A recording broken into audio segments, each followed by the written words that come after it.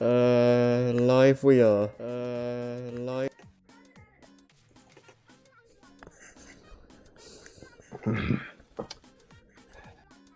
Hello, everyone. We welcome you back to another edition of Storytime with Scrappy and Friends.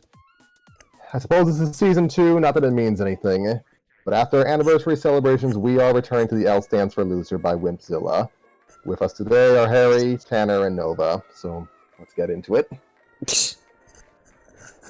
thought we were going to stop with the self-deprecation. I mean, I wouldn't consider that particularly self-deprecating. It's just another episode for us. He's not wrong. Like, it's too soon for any, long-standing changes to even be enacted outside of us kind of trying to change up Toad's voice. Hey, Mario, I have a kid now. Congratulations. Somehow I gave birth to them. Oh my. That's something. It is really. It was done painful and interminable process. I'll be honest, Oh. probably worse if you're a man. And we are on to chapter 11.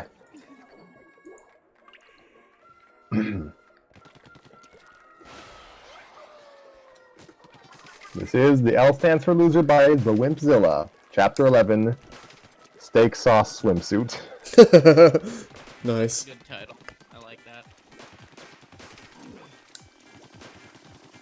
Luigi was making faces at the fish. At the Mushroom Park Zoo, Luigi and Mario were babysitting Dexter and Tim while their parents were out of the house for the evening. It was an impromptu trip to the zoo since the boys were dropped off at the last minute. We flash back to Dexter and Tim leaping from a speeding car as it passes by Luigi's house. Dexter and Tim land on the lawn with a thud. Luigi walked out of his house with a fistful of money and a shopping list in the other hand. Let's see. Mushrooms, Coca-Cola, mustache wax. Hey! You two better not be planting firecrackers in my yard again! Luigi looks around the yard for the fuse. Dexter approached him with a sleeping bag and a toothbrush in hand. Actually, we need to stay here for the night, for the parents go out tonight. Can you believe they had the gall to ask for 3 hours of fun while I don't? Why do you guys have to stay here? We flash back to Dexter and Tim riding in the car with their parents. So, when do we get to the toy store for trade your sleeping bag and toothbrush for free toys day? Oh, did I say toy store? I meant to say Mrs. Bitterwood's house. Dexter's dad looked at them evilly. Oh no! You don't mean... That's right. You two will get to stay at Mrs. Bitterwood's tonight while your mother and I go have some fun for the one night a year we get to. Ah! Dexter and Tim screamed in terror. Somebody should really get that banshee out of your Why car. can't you get someone else? Because no one else accepts 50% off of Jelly Donut coupons. Dexter's dad opened the jockey box and allowed its overstuffed contents of said coupons to spill out onto the passenger seat. But... What if we can find someone to do it for free? Like Luigi. He'd be happy to do it. We're already halfway to option number one's house. It would just waste time to turn around and head back. Well, you don't have to slow down. We can just tuck and roll when we go past.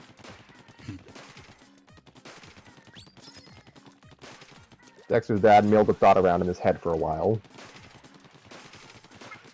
Fine. And he proceeded to make a sharp and illegal U-turn. Dexter waited for Luigi's house to come up and then began the countdown. 3, 2, 1. Dexter and Tim leapt from a speeding car as it passed Luigi's house and they landed on the lawn with a thud. Luigi, walking out of the house with a fistful of money and a shopping list in the other hand. Let's see. Mushrooms, chocolate cola, mustache wax. Hey! You two better not be playing with firecrackers in my. That's all, folks.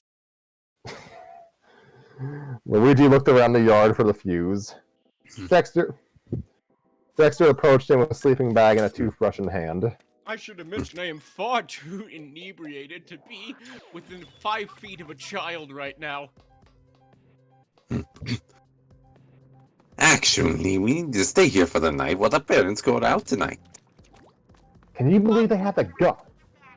I'm not legally allowed to be a guardian in this state. Can you believe they have the gall after 3 hours of fun while I don't? Why do you guys have to stay here? We flash back to Dexter and Tim riding in the car with their parents. That's a good bit.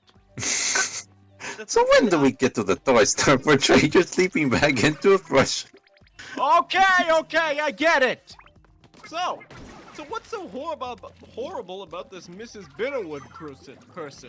I should mention I had a can of Four Loko before we started recording. That's right, kids. Everything you see here, all that is being recorded by some otherworldly deity, and there's nothing you can do about it. Everything is a lie. Nothing is real. I'm just gonna ignore that. Are you kidding? Dexter began counting his complaints with his fingers as he went on. She makes us go to bed at 6:30 p.m. She doesn't have a TV. She cooks the worst meals. I still gag when I think about that boiled celery she made us eat last year. And she makes us do chores all day long. Do you know how many cats that woman has? I don't think that number exists within the realm of our mathematical understanding. Well, what's so bad about that? I like cats. She only has 1 litter box. 1 litter box. And she only talks about old people stuff. Gross old people stuff. Luigi was now convinced that Mrs. Bitterwood was the worst babysitter in all of history. Alright, fine. I'll babysit you. But I have to go to the market for a while, and I don't want to hear any whining from you two. Okay. No problem. Later, at the mustache grooming aisle of the supermarket. Oh gosh. I'm bored.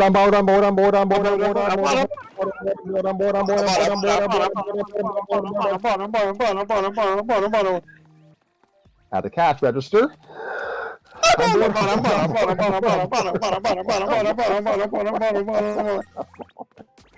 In the parking lot. I'm bored. In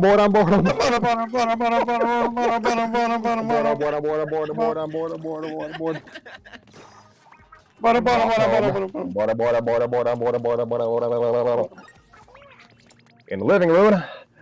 I'm bored. And Luigi turned on the TV. Okay. What do you guys want to do now that I'm done with shopping? Sam was still looking at the TV. What's wrong with this? Fine with me. What's on? Dexter checked the channel guide. Well, let's see. Oh, what about Bobons on the Caribbean? Oh, not if it's on pay-per-view.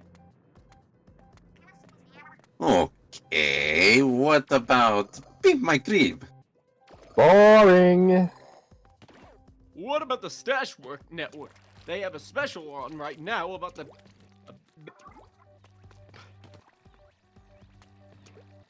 They have a special on right now featuring the top 50 mustache Holy fuck. All right, look, your Uncle Luigi should really not be taking care of you right now in this state. But featuring the top 50 mustache styles of the past decade. Okay, I'm gonna drink some water. Dexter and Tim slowly turn to look at Luigi strangely. Dexter scrolled through the channels until the Mini Luigi show was highlighted. Oh, heck no! Oh, I'm never watching that show again. yeah, remember the last episode we saw? We flash back to Dexter and Tim on the couch wearing jammies with a bowl of cereal on their laps. Hey boys and girls, are you having a super duper splendorific day? That's great! Now let's get a few questions from the audience. Anyone? A toad in the audience spoke up. What are your thoughts on Golem's incompleteness theorem? Is breakfast the most important meal of the day? Good question! While breakfast is important, it's not nearly as important as owning your own The Mini Luigi Show home game and play sets! A stagehand wheeled out a table with said toys featuring the puppet's face all over them. Test your parents... That got me. Test your parents' love by asking them for all of my super duper playsets and toy figurines. Earn respect from your classmates by showing off the Mini Luigi Playhouse, and then not letting them play with it. Only kids with a face only a mother could tolerate wouldn't want to spend their allowance on such bodacious bling bling like a pair of Mini Luigi sunglasses. And what girl wouldn't swoon over a guy wearing a Mini Luigi back-to-school backpack? Order from the number while supplies last. And now, a word from our sponsors. End flashback. I don't feel like watching TV anymore. What else is there to do? Who wants to be the TV announcer? I have to go refill my water. Okay, I'll take over. Looking for fun? Everyone looked over at the TV. Wanna go wild? Yeah! Yeah! Then come on down to the zoo, feed the animals, see nature in all of its splendor, watch the interns fend for their lives in the shark tank. Can we go, Luigi? Please. Okay. Mario, I don't see why not. Mario, wanna go to the zoo? Mario walks to the door with his boombox and nodded his head. What's up with the boombox?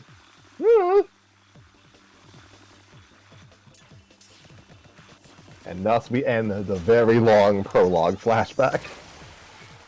Luigi was making faces at the fish. The fish stare back at Luigi, either intrigued or confused. You can't tell with fish. Come on, Luigi. The show's about to start. Luigi quickly followed Dexter to a set of bleachers placed in front of the shark tank. From the intercom, we heard a voice. Ladies and gentlemen, kids of all ages, welcome to Feeding Frenzy, where we tell our pimple-faced interns that the only way to feed sharks is to don a scuba suit and throw the chum from inside the tank. This is staged, right? What makes today's show interesting was that the diving gear we gave today's lucky employee was a size too small, so we had to butter the insides of the suit with steak sauce so the little sucker could squeeze in. Won't that be a hoot? And here comes our star of the show now. And with that, a scuba-geared college student, trying to earn some extra credit for biology by applying for an animal-related job, was thrown into the tank. All sharks within the pool immediately placed their full attention on a steak sauce-smothered human, desperately trying to get the chum away from his person. Already scared straight out of his mind, Mario only made things worse for the star of the show. Mario played a theme from Jaws on his boombox and cranked up the volume. Mario, you are horrible. You're horrible! I'm not so sure about this, guys. Doesn't it seem a bit heartless to draw entertainment from a living being's natural eating habits while it tries to burn... Oh, dear. While it tries to burden the ordeals of living in captivity, are sharks no less worthy of... Oh man, look at them go! Tim stood up in excitement. Yeah! The audience began to gasp in horrible shock. How hard is it to swim with only one arm? And no legs. The curtain quickly covered the window of the shark tank. The intercom came over again. And that'll be the end of today's show. You know, maybe that steak sauce wasn't a good idea. But of course they don't get a refund. Nothing happens to them. What? It is not. Carl, I know for a fact I turned the intercom off, and as soon as I turn around, you're gonna take off with my turkey sandwich. I'm not falling for this time, Carl. Seriously, Carl, I'm not turning around this time. La la la la la la. I can't hear you. La la la la la. And members of the audience left the bleachers scarred for life. I'm gonna need to pet a lot of fluffy animals before that X's my thoughts. Yeah, I'll need at least 4, maybe 5 alpacas. Luigi was looking at the so detailed it hurts your eyes when you try to read it map of the zoo. Oh gosh. Well, they have a petting zoo here. I've actually been back the whole time and I forgot my mic was off. I am so sorry. Good job, Tanner. I'm so sorry. Alright, well, we are at, well, they have a petting zoo here. Yeah.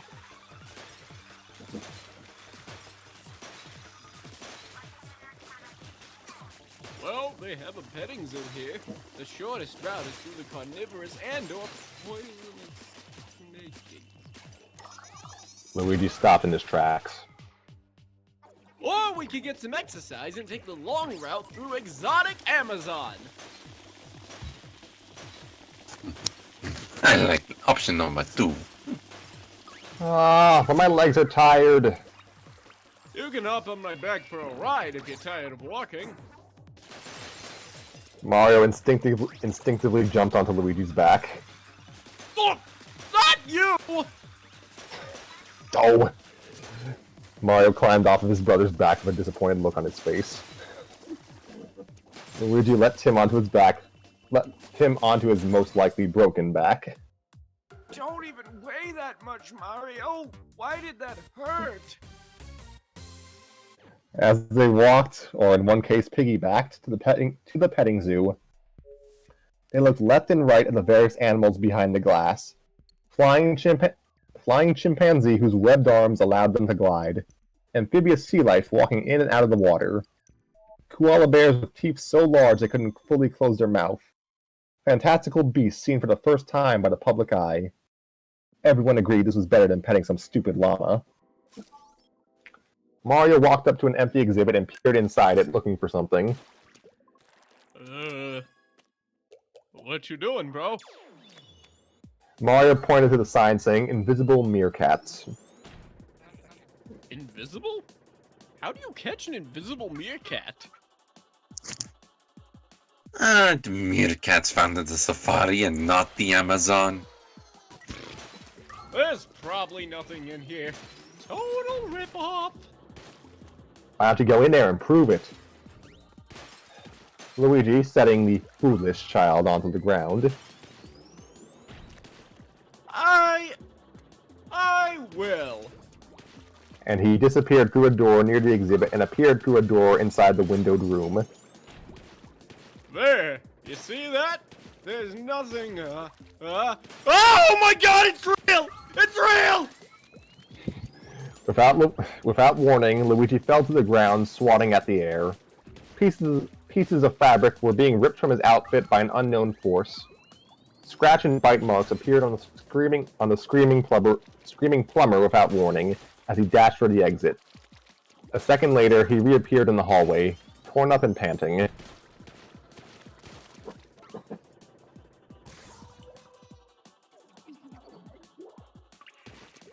What was that? A security guard interrupted the conversation before anyone can reply with "Invisible meerkat, stupid." So we're gonna have to ask you to leave. Why? That was a bad take on that line, but I'm just gonna roll with it. The guard gestured towards a sign not 20 feet away, which read in red, bold letters, "Do not feed the animals." I didn't feed any animals! Those flesh wounds say otherwise. Now please leave the immediate area, and take your no-good troublemaking friends with you. Hey, what did we do? I saw you encouraging Mr. Deathwitch over here to enter the exhibit, and thanks to you people, the meerkats now have a taste for blood. The guard said, emphasizing the last word by saying it slowly and with a deep voice. I guess that's what he did. That is not what I heard. Now have a taste for blood. There we go. I like that And with to us, this fig now just has a non-existent fourth wall. Yep. And with that, they headed for the parking lot. Although they did have a good time, there was a feeling of lost opportunity inside them all. There were still so many food pellets to feed, so many lethal animals to taunt from behind the protective fences, so much glass to defiantly tap in spite of all the signs telling them to do otherwise. Oh well, guess that's the end of that. Yeah, but wait a minute. Where's Mario? Ah, he's over there. Tim pointed to Mario with his back against the wall. Luigi walked over to his petrified brother. What the? Luigi noticed the cage of animals across from him. Hey, what's up with Mario? He looks like he's gonna lose control of his bladder any second now.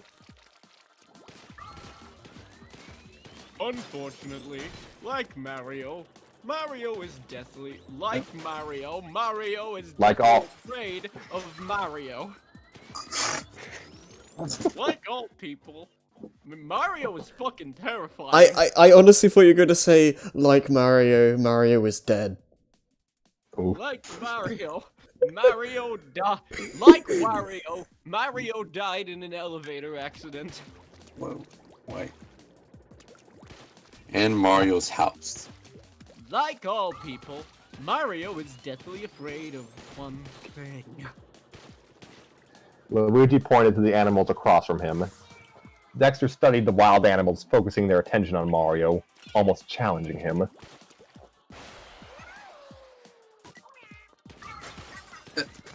Blue hedgehogs? Fuck off.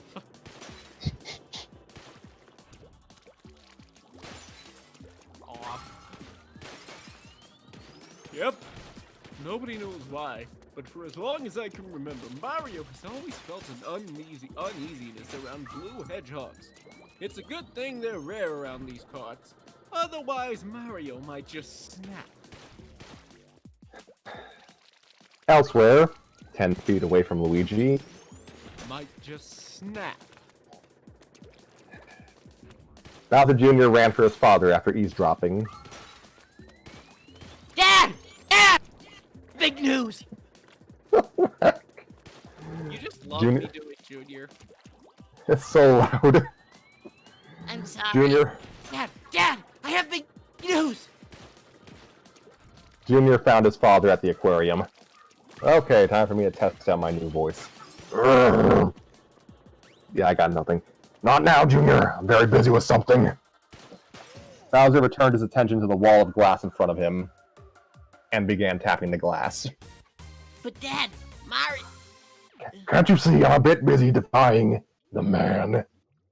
And he punctured a hole in the glass with his claw. Unfortunately, this caused the weight of the water in the aquarium, thanks to too much pressure on the hole, Too much pressure put on the hole, causing a crack to form and spread throughout the glass wall. Yeah, I worded that right. Nice going, Dad. And that's where I turn to the camera with the laugh track and it says, "That's Junior."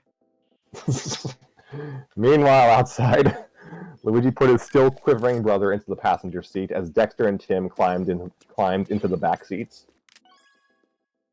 Do you think we'll be able to come back? I still have unfinished business with a certain alpaca with strangely petable fur. Who knows? Luigi looked at the clock reading 5:55 p.m. 1 hour should be plenty of time to get home before the season finale of America's Got Mustache in lowercase. I'll be surprised if that guy with the dancing and singing mustache doesn't win. Oh, please, that's old hat. The disappearing mustache trick is awesome. Wait, Yeah, but he did that at every stage of the competition. It got the whole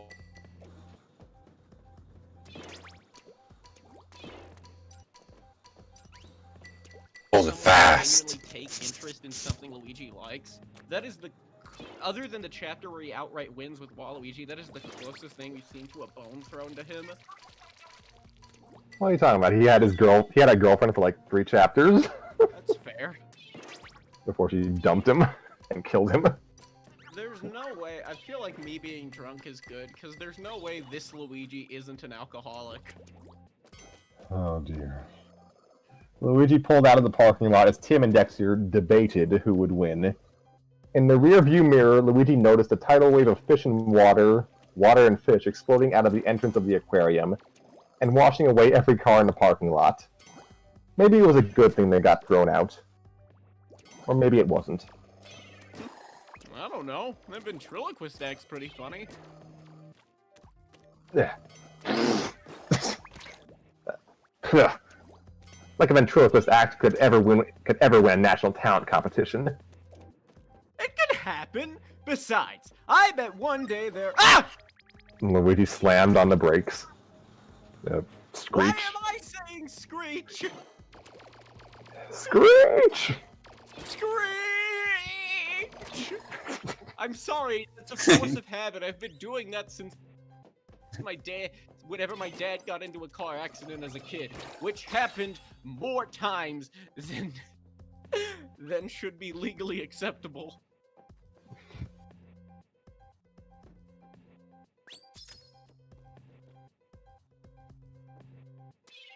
Dang it! Traffic jam. Luigi put the car into reverse, only to look back and see 3 cars already lining up behind him. He put the gear into park subsequently. Tim, too small to see through the window without standing on his seat, asked, "Why'd we stop, Luigi?" Well, something's blocking the road. And in the meantime, we'll just have to wait until they clear up. What do we do in the meantime? Ooh, I brought a book to read. Tim pulled out a book entitled 1001 Facts You Didn't Want to Know. Oh, it's one of those fun fact books. Let's hear it. Oh gosh, I remember this. Sure! Tim flipped through the pages until he reached chapter 6, Humanity's Doom. I hate this. Did you know that if we don't find a way to prevent global warming within the next 10 years, the effects will be irreversible?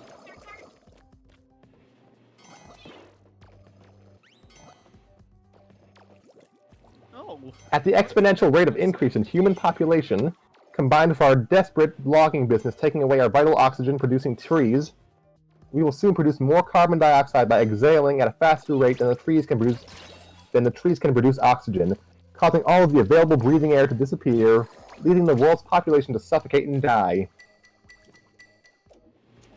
That's depressing. Does it get any better? Nope. In fact, listen to this one. We might as well stop advancing as a civilization and forget about the future, because if humanity doesn't wipe itself out, the sun will when it goes supernova and erases all traces of matter in existence from our solar system, leaving nothing but emptiness and a bleak lack of life in the empty void that is the universe. Assuming humans will still be around by then. Luigi grabbed the book and threw it out the window. Jesus Christ! The Industrial Revolution was a double-edged sword! Hey, I paid good money for that book.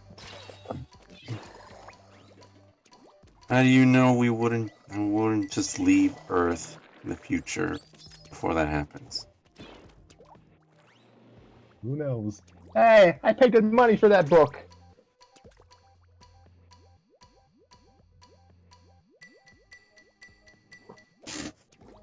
Yeah. And I paid good money for this match! Luigi lit the match and threw it onto the book.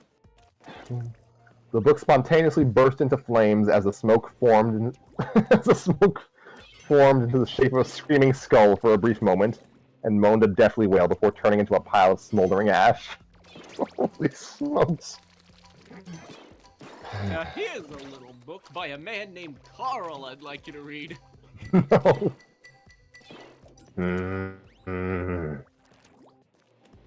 I told you that thing was possessed.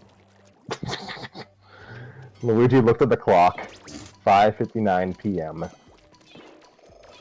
You guys want to listen to some tunes while we wait? Yeah! Yeah. Luigi turned on the radio. Oh, here we go. I can probably pull this off. Oh, That's what I I'm know afraid this of. one. And using his best diva voice. I got a pocket full of sunshine. I got a pocket full of sunshine. Whoa. Next. Next. Luigi switched to another station and started singing to that song. I kissed a girl and I liked it.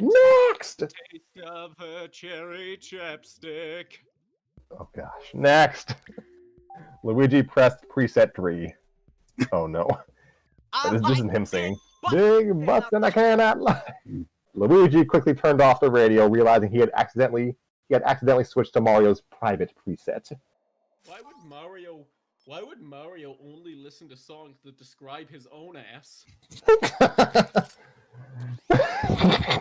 How dare you? Mario snapped out of shock, realizing someone was listening to his private presets. So, who wants to play I Spy? I spy with my little eye something non-existent. Luigi's chances of getting a date. Bingo! Alright, where's And the a 200. nearest cliff I can drive this fucking thing off of? Jeez. Tim and Dexter high-fived each other and laughed. There's no way Luigi isn't becoming a serial killer by the end of this. Luigi, now feeling sufficiently burned, said, Alright, fine! What do you guys want to do? I'm not stressed, you're stressed! Actually, I've been taking hypnosis classes in hopes of bending the weak-minded to my will. Turns out you can't. But I think I might be able to cure Mario of his blue hedgehog phobia. Mario perked his head up, interested in eliminating his one weakness. Mario must be fully willing to do it, and must cooperate with what I tell him to do. Are you a favorite?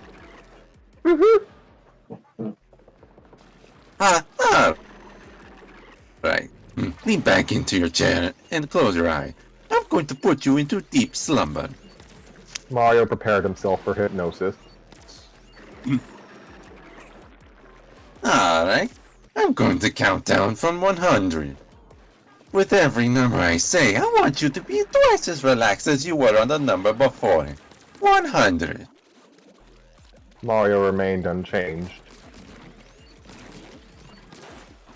99. Mario unclenched his fist. 98. Mario lowered his shoulders. 97. Mario let his head fall all the way back. 96. Mario breathed very deeply. Dexter continued counting down to 88. I think he's in hypnotic slumber now.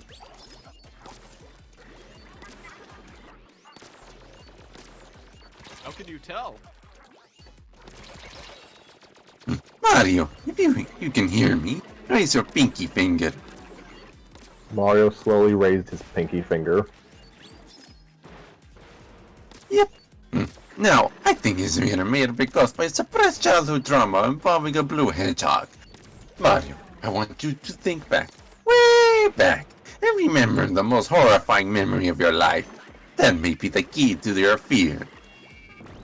Mario recollected his memories, remembering the most awful seconds of Mario's life. We flash back to Mario hanging out at the pool in his college years. Mario cool. I didn't say anything. Okay. Mario coolly approached a pair of sunbathing hotties. Daisy noticed Mario. Hey Peach, I think someone's giving you the eye. Peach looked up at a studly Mario, who winked at Peach.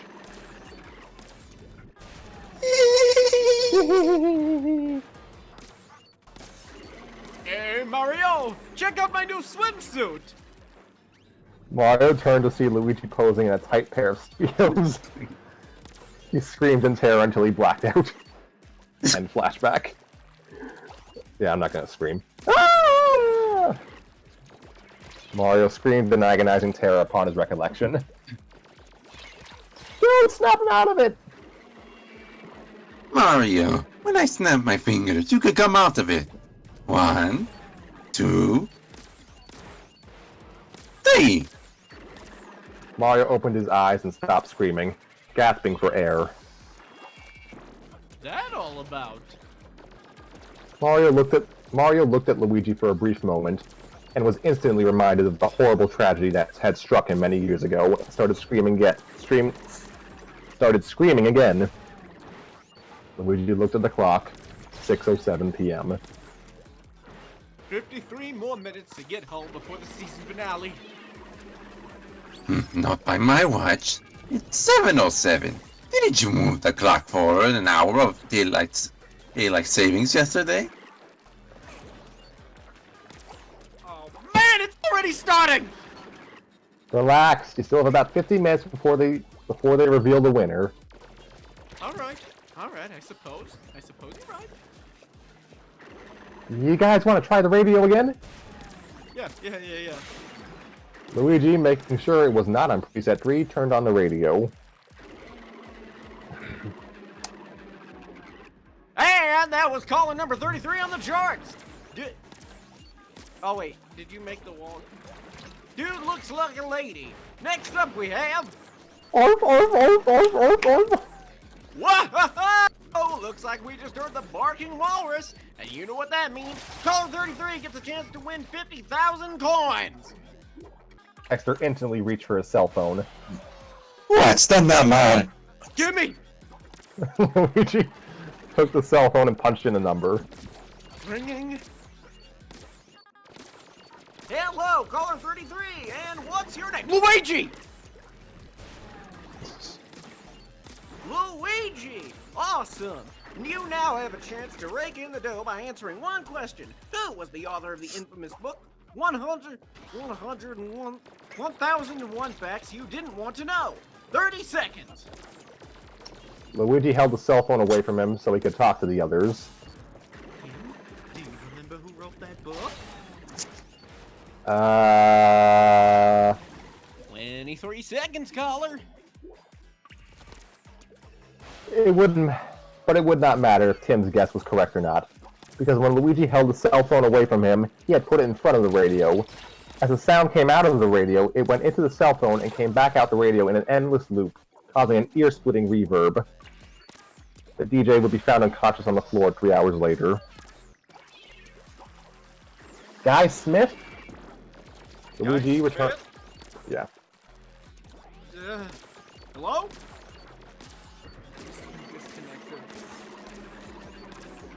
No, I can still hear your voice coming from the radio. Really? Weird. Meanwhile, in the car in front of them, A toad was listening to the same station as Luigi. What? What the? So now what? So now what?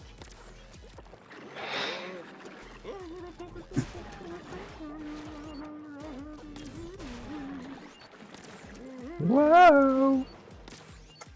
The station's ratings were never as low as they were today.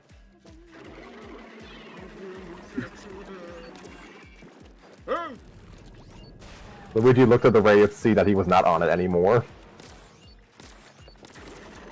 My beautiful singing! Luigi looked at the cell phone, which read low battery, before finally dying. So, here's your phone, Dexter.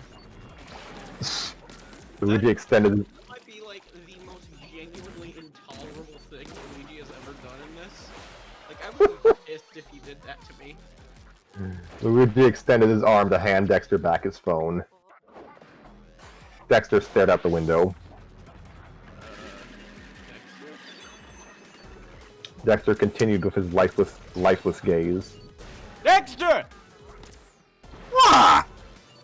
Dexter took the earplugs out from his ears.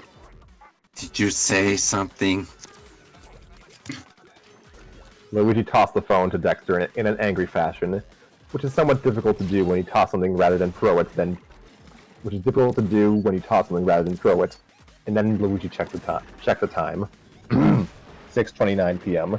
6:29 p.m. Alright, the radio says that. 6:29 p.m. So it's really 7:29! I'm gonna miss my show! A police officer appeared and tapped on the driver's side window of Luigi's car. Luigi rolled down the driver's side window. Is there a problem, officer? Nah, we're just going car to car, telling people why there's a holdup. Well, there better be a darn good reason. Oh yeah, I forgot. This chapter is really dark. Well, Birdo's out in the middle of the street complaining that she's hardly getting royalties from all of her game appearances. She's demanding that she get paid in full for her vital contributions to Nintendo, or else she'll get some gasoline to pour all over herself and light a match. So we're going car to car asking people to add to the collection we're gathering. Do you want to donate a little something? Luigi reached for his wallet. Absolutely! How much have you guys gathered so far? 14 gallons. Never mind then. The officer... That is just horrible. The officer left for the car behind Luigi. Meanwhile, Tim started rocking back and forth in his seat. You need to use the bathroom? What? I said, do you need a bathroom? Huh? Take the earplugs out! Oh yeah. Tim took out the earbuds. Now what? Bathroom. Do you need it? Yes! Too bad. I told you to go before we left. No, you didn't. You just kept muttering about something about showing that security guard what a real flesh wound looks like. Dude! My bladder does not have an infinite amount of storage for my slushies and colas. It's gonna blow right now. Then ask me to buy so many! Well, maybe next time. Right now! And Tim leapt out of the Oh gosh, I just spat over my laptop. And Tim leapt out of the closest open window. Luigi watched Tim run down the highway in search of a plant that needed watering. Oh. How long do you think before Mario comes to? Dexter looked at Mario, who had screamed so long he passed out from forgetting to take a breath. Maybe another hour or two. Hey Dexter, you want to hear a joke? Oh, God. What does Bowser use to water his garden? What? A fire hose! That's barely a joke. Dexter felt the joy. Dexter could feel the joy of life slipping away from his perishable soul. So, when do we get moving again? When Birdo stops being the whiny brat that she... A giant explosion erupted in the distance, and a plume of fire lifted into the air. Luigi turned around shocked. Sorry he ever said an unkind word about the person who had just suffered Oh gosh. Luigi turned around shocked. Sorry he ever said an unkind word about the person who had just suffered probably the most spectacular scene this neighborhood would ever witness. But as he looked to the side of the road, he saw Birdo and 2 police officers who had managed to pull her to safety before the gasoline blew up. Luigi saw the officer on the left mouth the word, "Oops."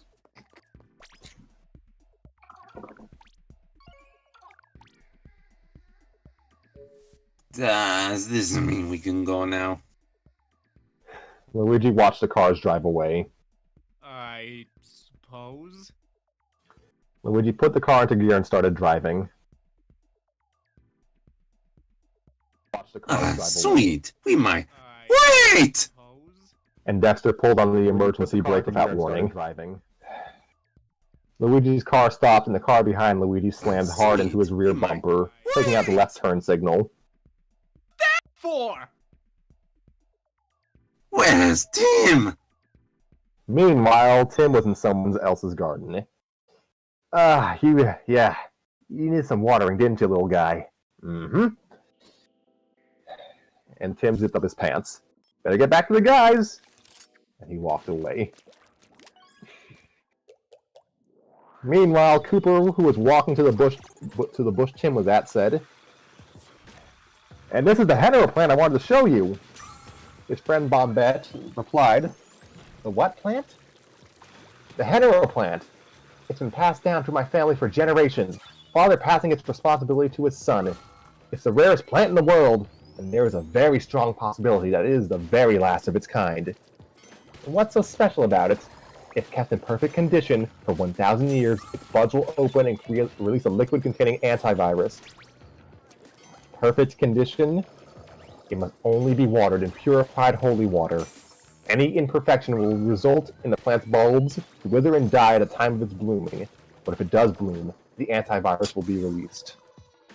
Antivirus.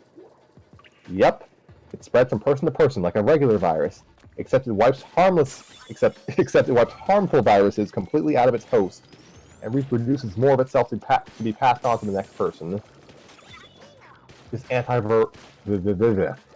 antivirus software will relieve the Earth of any virus, plague, and disease within a month. I'll be given the Nobel Peace Prize hands down. When does it bloom? It will be exactly 1,000 years in 5, 4, 3, 2... The Hetero plant began to wither and then died. Cooper was frozen in place in shock. "Are you okay, Cooper?" A single tear ran down the Koopa's cheek. Back on the highway, Tim arrived. "Well, I see there's still a traffic jam." Tim looked to see Luigi's car with its back end smashed in. "What the?"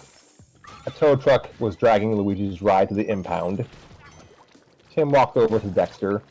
"What the heck happened?" That just ran into Luigi's car. Only because he was an idiot enough to slam the brakes on a 50 miles per hour highway. You're not mad at him, are you, Dad? Nah, his insurance company's gonna pay for the damage by selling spare parts from Luigi's old car. So it's all good. Besides, we're gonna give the Mario Brothers a ride home. Tim and Dexter climbed into the back seat. But Tim noticed that only unconscious Mario was in the back row. "Where's Luigi?" Dexter pointed at the ceiling. Yeah, sorry we don't have enough room for you in the cabin, Luigi. But don't worry, I'm sure these ropes won't break.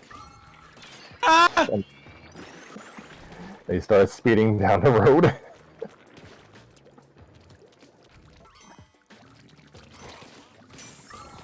Once more, Tanner.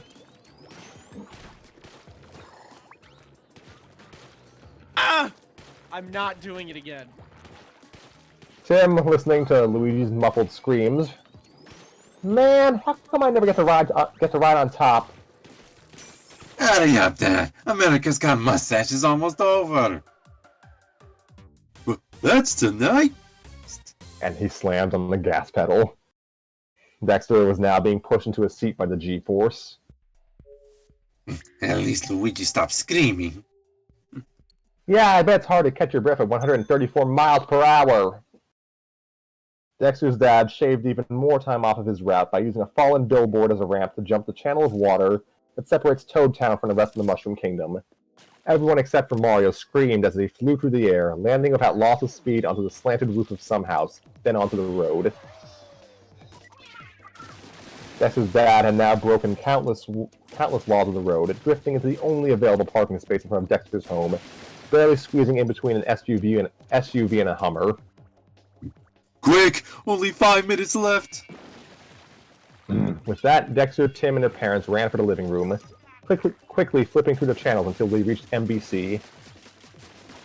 They were disappointed to see they missed the show, but were ecstatic to hear an encore presentation of the finale was coming up. However, Mario finally stirred awake in the car half an hour later. Confused, he stepped out of the car to see his home 20 feet away. Worst the kidnappers ever, Mario thought to himself. As he looked over the vehicle, he noticed it was heavily damaged.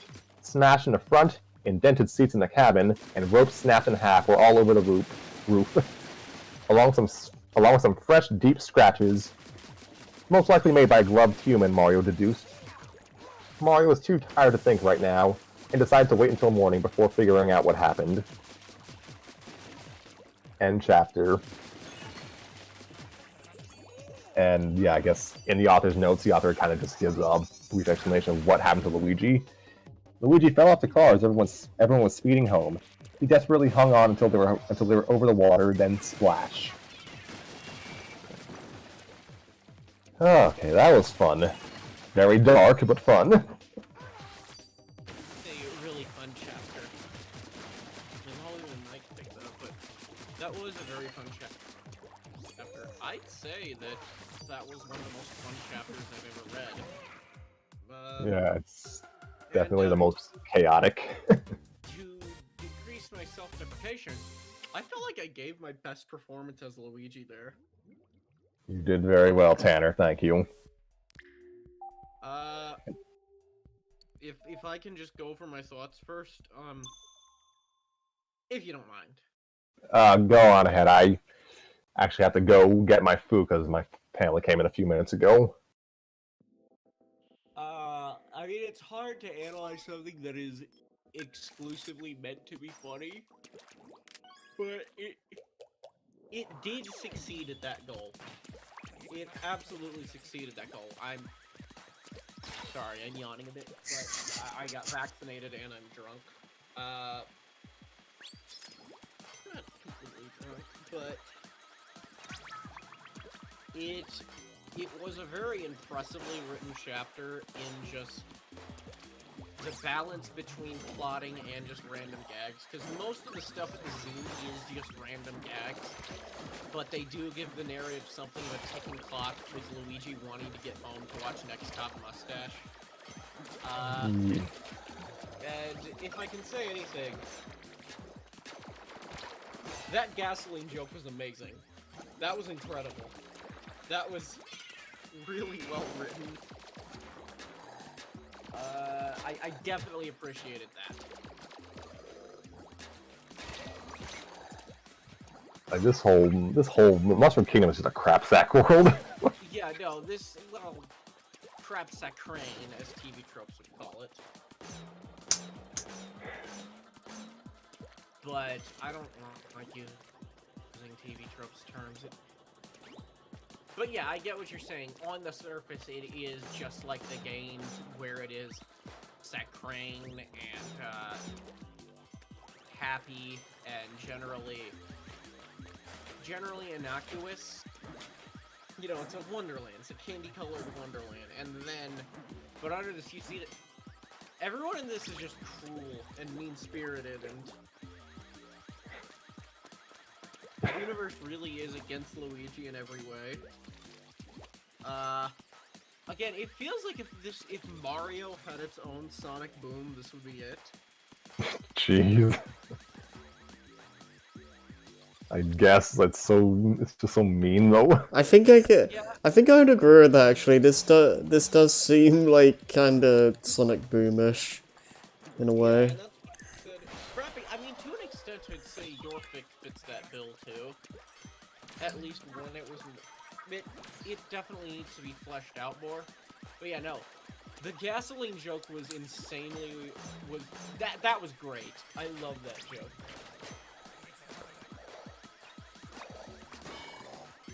It just, gosh, everyone in this story is just evil. You can tell that the writer's having a lot of fun with the story. Oh, absolutely. Yeah. I will And- say, I hope we get to see Luigi get a bit more W's, because there is a point where it does become a bit hard to read. There's a point where I do have to read it with both rows of my teeth clenched. It gets to some dark places at points. And, I mean, you know me, of course that stuff makes me laugh. I have a dark sense of humor. I'm not really like the other girls. But, No. no, it is something... I guess it is my favorite kind of comedy, too.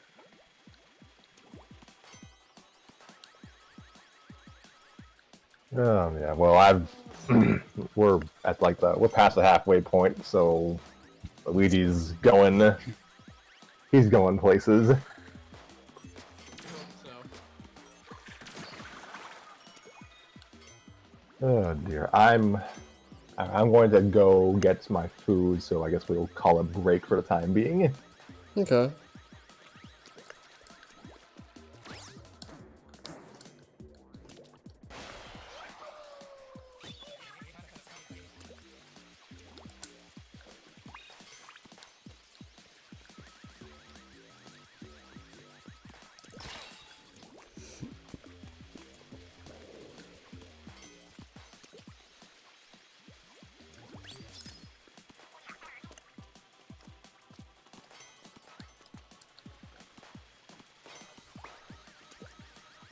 one thing I would be very interested to hear, if we ever manage to get this author, there's no way we would, but if we ever manage to get this author to come on the show like we did Ottermelon, That'll I'd be- very interested to hear the thought process behind writing this.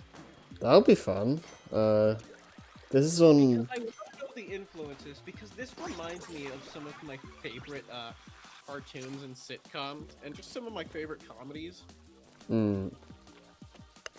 And it makes me curious what the influence is specifically. Yeah. This is on fanfic.net, right? Yeah. Could probably shoot them a message and see what happens. Yeah, but most people use Archive of Our Own nowadays. Yeah, that's the thing. I mean, I can check if there's if the same stories there as well, and just see. Yeah, like I think the most fascinating thing about writing is just knowing what mindset they are in while like writing specific scenes and whatnot. No, because it's irreverent, but it feels...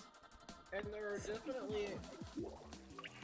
It is the type of parody where it's clearly made with this, for lack of a better word, reverent irreverence. Mm. It is clearly ripping and taking the piss out of the thing it's making fun of, but it clearly loves that thing. Yeah.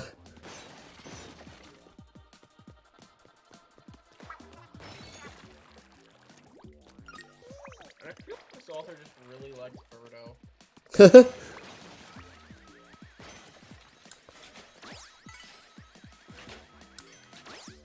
Oh god.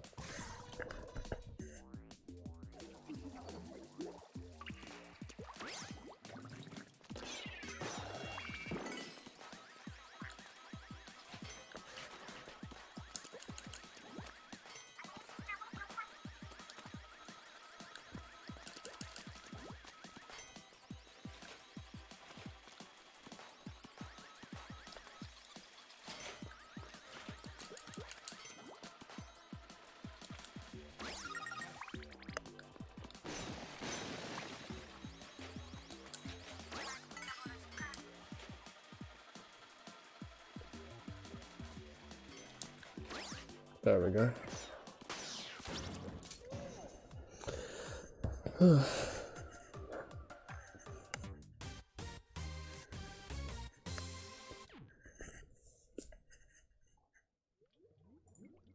I'm gonna check. What's the author's name again?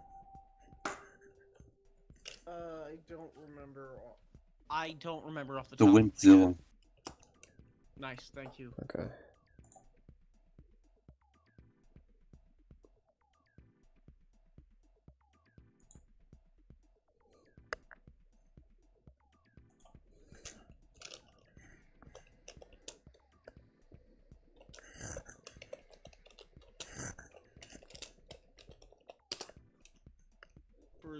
What do you guys want to do for the next episode? The next episode, I'd assume we just keep going with this story until we're done. I really don't know what else we're gonna do.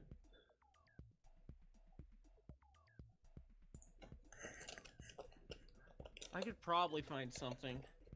It'd be really fun to do an Always Sunny fic once Scrappy starts watching that show.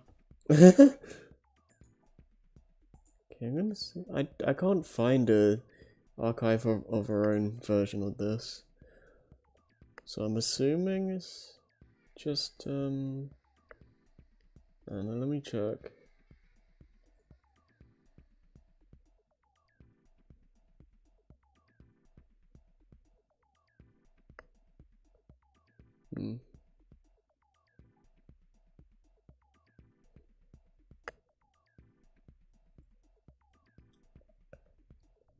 I have a suspicion that he or she doesn't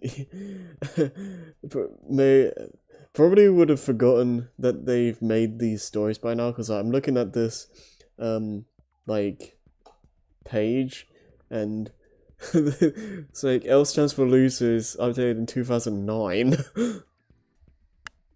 Damn, yeah, there's probably no way we're getting in contact with them. Yeah, I can try, but it's probably not going to go well. No, they're probably doing something productive and healthy with their lives instead of writing fanfic. Yeah, they probably don't even use fanfic.net anymore. No.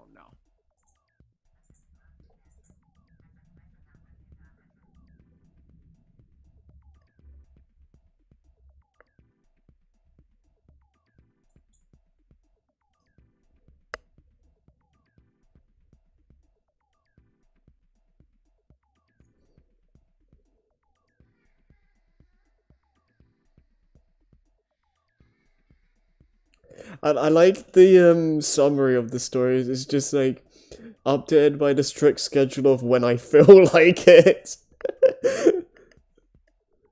That's amazing. It do be like that. Yeah.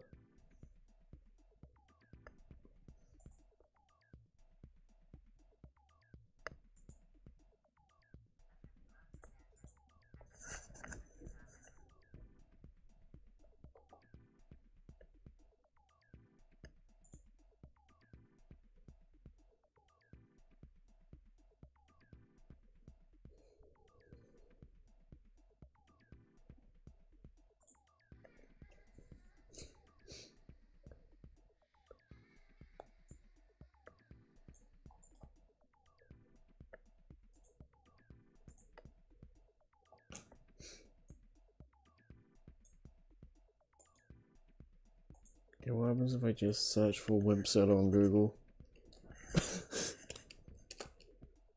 I mean, if you can't do it, you can't do it. Oh, he has a Twitter. I think this is the same guy. Does he still use it? I'll I follow him. think. I'll give him a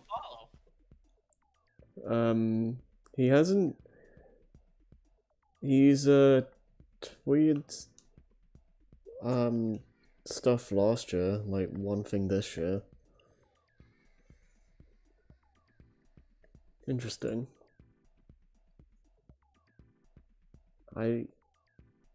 Yeah, it doesn't look, unless he goes by a different name on the website, he doesn't have an archive of her own account. So yeah, I could probably just message him on Twitter because that's probably easier to get his attention.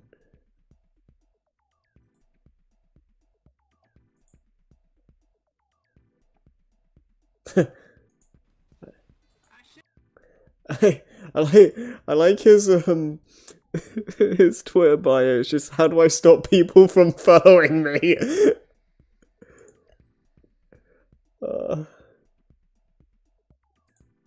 The hell.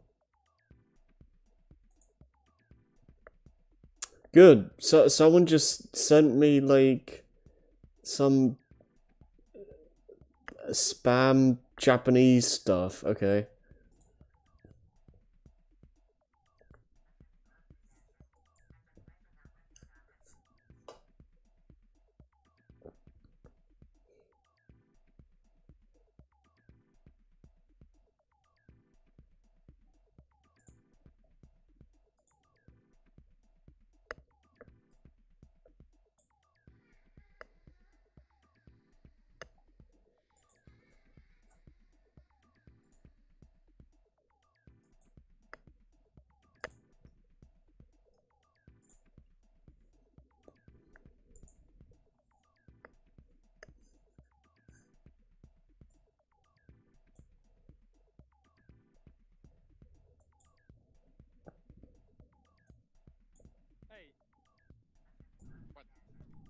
Who is Wim? What? Wim, That's the wrong green as well. your name is Sussman. Oh no. No! No, no, no, no! I'm not lying. Also, by the way, thanks for starting the game without are me. you still recording? Because this is gonna be really boring for Yeah, the but- audience to listen to. Yeah, it's still going. I don't know how long this is gonna go on for. I'm gonna text Scrappy because should I just do the outro? Well, I assumed we were gonna keep going. I don't know. Okay. Because I know for a fact you don't edit. I mean, we can easily just put like a timestamp in the video or something. Just say skip here for like when we actually continue. Mm-hmm. Voting for me because Yeah, why does because he this suspect is- regions at There's no Value way of- you can keep this in. Yeah, I got Yeah, witness. yeah. Accusing you, and now he's dead. Hey, where was the Oh, body? what have you guys been up Like to you were lately? right there next If to I the can body. just What do make you mean? small Where the talk fuck for a was the bit. body? Wait, what'd you say? If I could just make small talk for a bit, how have you guys been doing? Been doing fine, I suppose. I need to get, well, I mean, I talked about it in the chat, like, yesterday, but I need to get a better computer.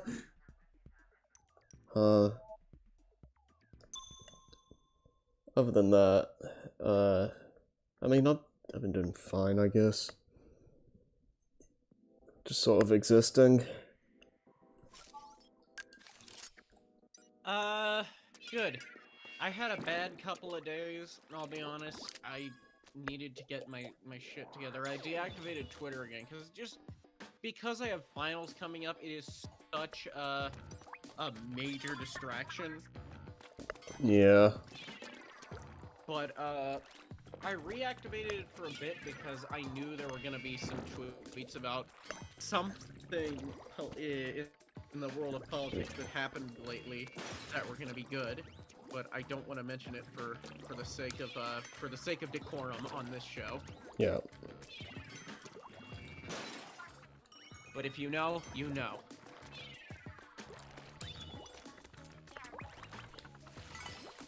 I spend more time on Twitter than I care to admit.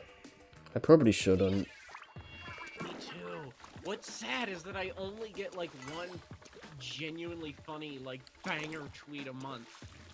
And Yeah. so it makes me so sad to stay on there. And it makes me feel imposter syndrome as a comedy writer. But then again, being a fanfic writer in general makes me feel imposter syndrome as a writer. I'm pretty goddamn sus. I'm so sorry. Ba-dum-tsh. Yeah. I just use it to check up on friendos and some leads.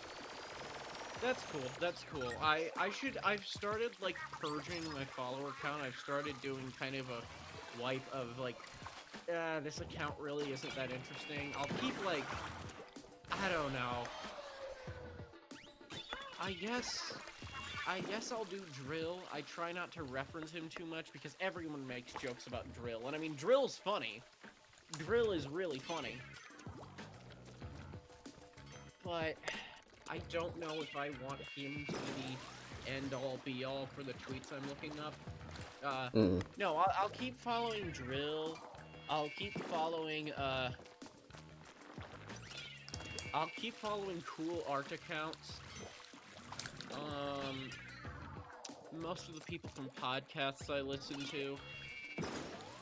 Like, I don't know. I'm trying to... I probably won't be following many people from Hollywood. Because most of Hollywood is just disgusting. Yeah. The people I follow are usually just, like, for art or just friends, basically. I'll probably keep following just... I'll follow you! I don't care what your politics are or what your viewpoints are. I just follow people if they're funny. I mean, that's a fair way to go about it.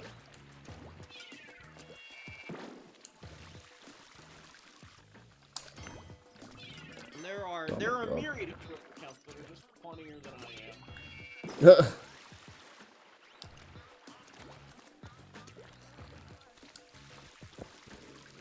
I'm going to go downstairs. If Scrappy wants to take the outro, that's fine. Okay.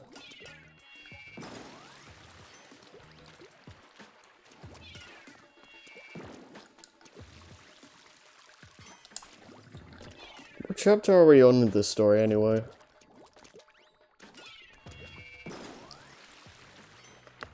We're now at 12. Okay. That's further than I was expecting, honestly. I will be back shortly, and then we can probably read another chapter and call it a night. Okay. If we're still up for it. I mean, I'm fine, either way.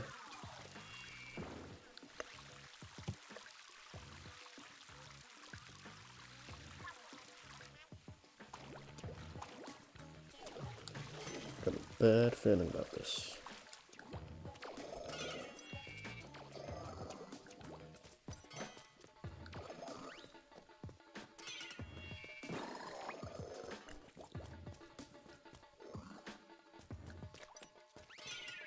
Oh, good.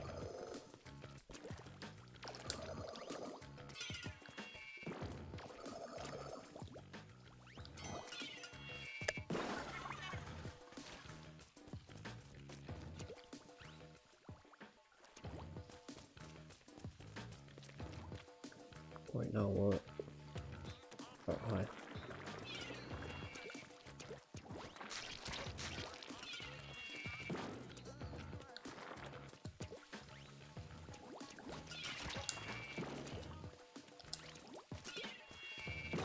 Yes.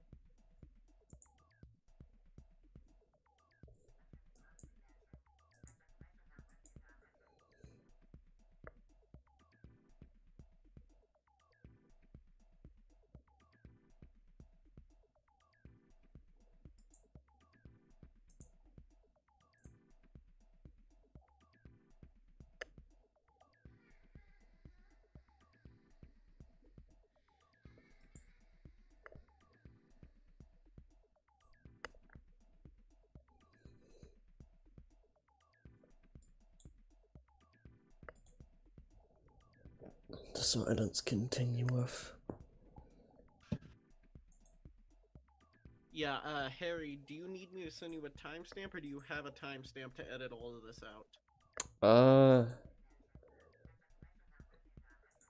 I mean, it'd probably be best to, like, send it, just so I don't forget. Well, I won't know. Unless you send me a video. Yeah, well. It's fine.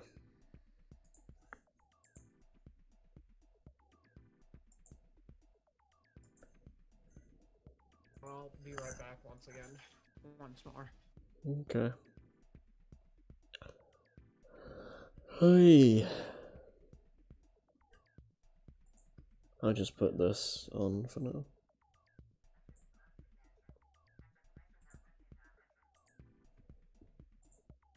Keep that GIF until we come back.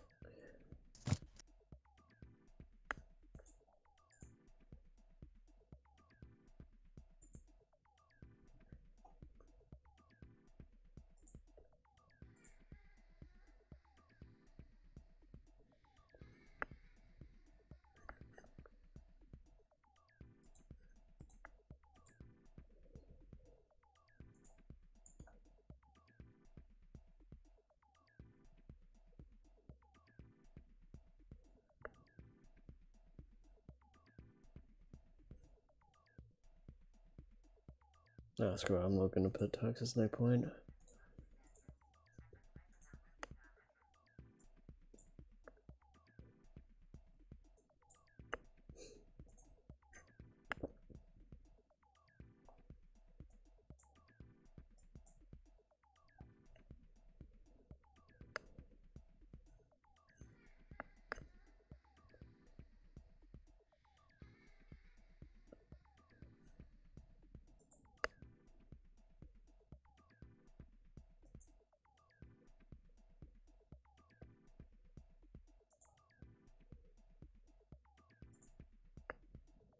Do do do do.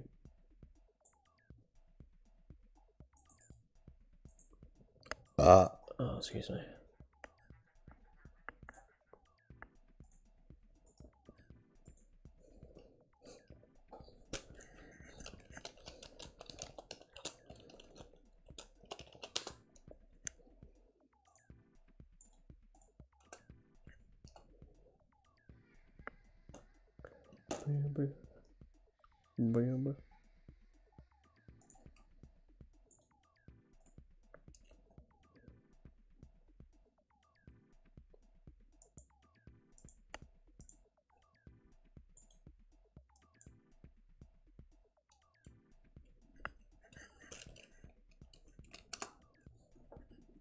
What? Why doesn't Discord say I'm streaming? What? Stream. That doesn't make any sense. I am streaming, right? It is still going like, yeah. I don't get it. Discord, why are you being stupid?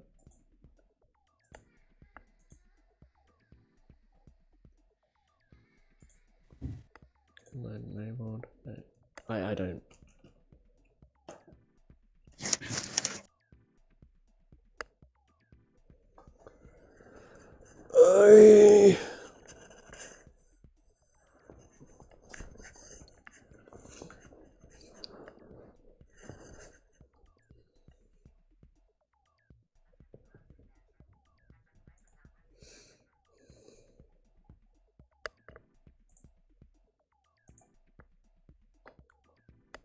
Weird.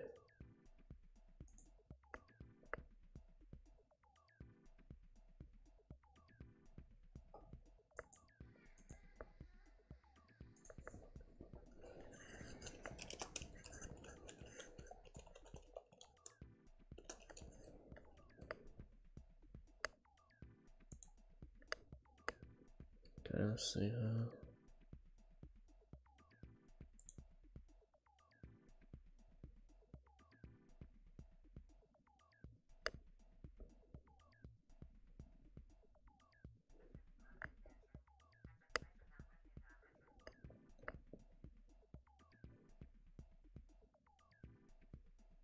Okay, Scorpion.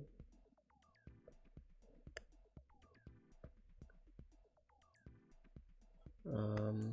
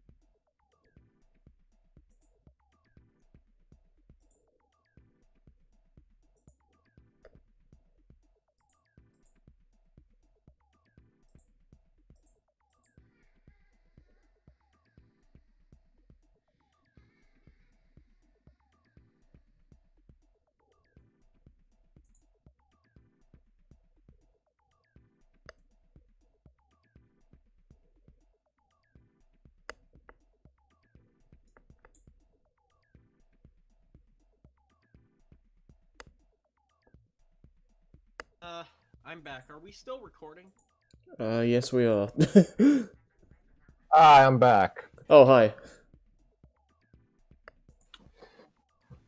My apologies, I just... Did Mova make a good joke that I missed? I'm not going to answer that. Okay. Was it at my expense? No. Again? It was not at your expense.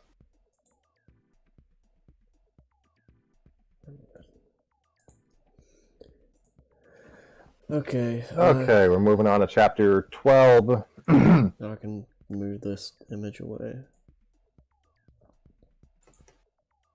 Okay.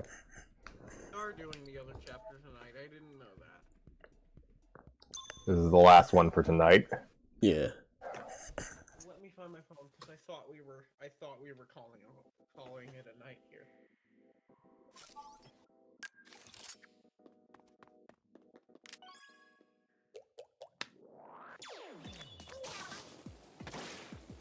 And Toadette is in this chapter, and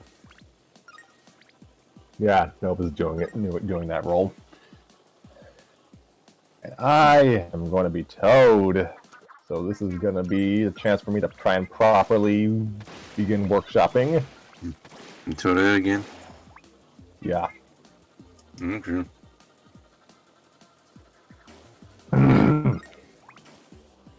Alright, is everyone ready?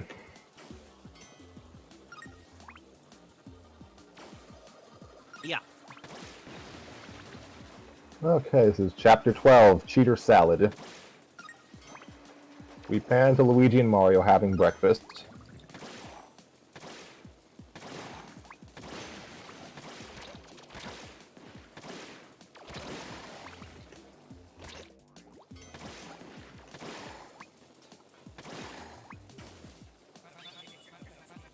We start with Luigi and Mario having breakfast.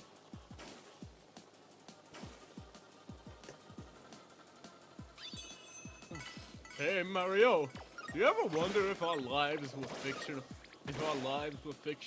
That the world we live in was not reality, but the fantasies and imagination of a greater being than us.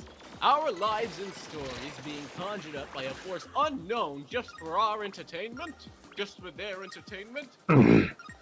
Mario smacked the philosophy book out of Luigi's hands.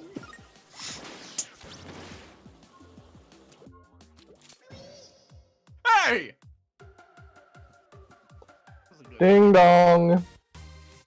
I'll get it. Luigi walked to the front door to see a panicking Toad. Hey, what's up? Dude, you have to let me in right now! And he dashed past Luigi and dived under the sofa. It's following me. What is? Ding dong.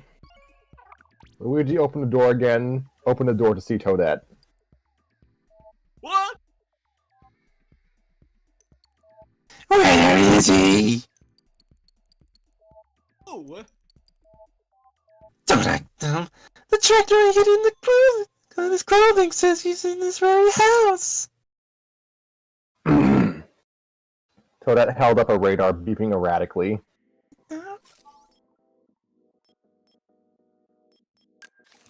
does he know he has a tractor in his clothing? Toadette looked around the living. Excuse me. Toadette looked around the living room. No, I have to break into his house while he was out shopping. Are you sure he isn't here? Would I lie to you? I suppose not. Oh well. It looks like the makers of the Glove Tracker 3200 are going to receive one very angry call to their customer service council. And she walked away. Toad would not emerge until after making sure Toadette was gone. She put a tracker on me? Are you in trouble, Toad? No, she's just in love with me. Looks more like obsession. I don't know what's wrong with the woman. Yeah, it was cool at first knowing that someone really cared for me. But then she got really obsessive and creepy. She even got a tattoo of me on the inside of her eyelids so she could look at my face whenever she wanted. Oh, Now I can't step outside my house without being ambushed by that woman. I'm lucky I made it to your house in time. I was about to ask you that. Why are you here? I need you, Luigi. Only you have the expertise and knowledge I need to turn off. Only you have the expertise and knowledge I need to turn off a woman. That better be a compliment. Come on, Luigi, you were born for this mission.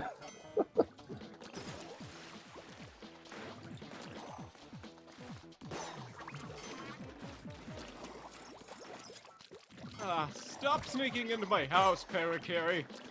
Ah! Stop sneaking in my house, Paracary. Sorry, I just need your opinion on something. Which one wiggles around more? Paracary held up a fistful of cell phones. 500 cell phones on vibrate being called at once? Or, he said holding up a sack, 200 starved hamsters fighting over a single food pellet. On the one hand, the cell phones will cost me a fortune. On the other hand, I could be sent to jail by the People for Animal Rights. Luigi stared blankly at Paracary's dilemma. Why? To know this. Because I'm building a massive... Because I'm building a massage chair from scratch and I need to know what the stuff in the back. I can't buy one because that'll cost me 2 months' salary. I don't have time for this. I have more important matters to tend to. Luigi placed a hand on Toad's shoulder. Really? You'll help me? Yeah, believe you me. I've been through some girl troubles myself. But if there's one way to break up with a lady, it's this. Luigi held up a walkie-talkie. I don't understand. Oh, don't worry, Toad. You will. Sometime later, Toadette was writing in her diary.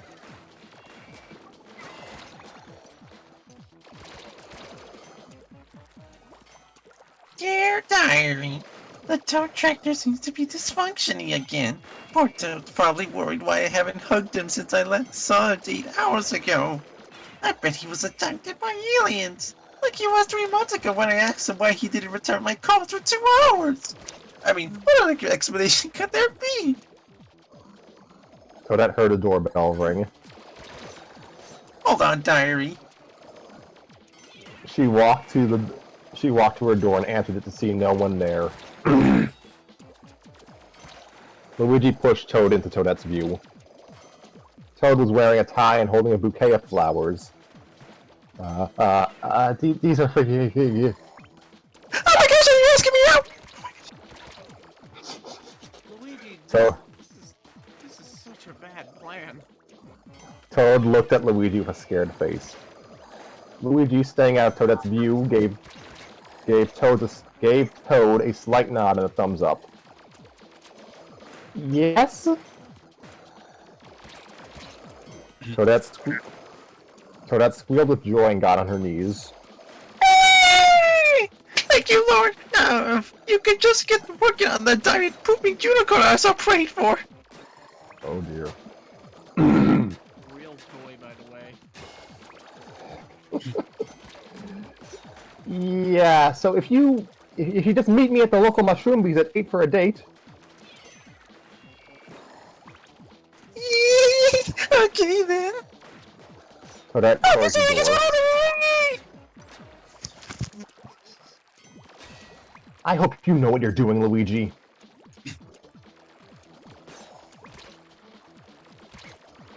Toad, please. This plan is foolproof. But why don't you come out and tell her you aren't interested? You don't think I haven't? We flash back to Toad at Coconut Mall. Toad sipped from his espresso and let out a satisfied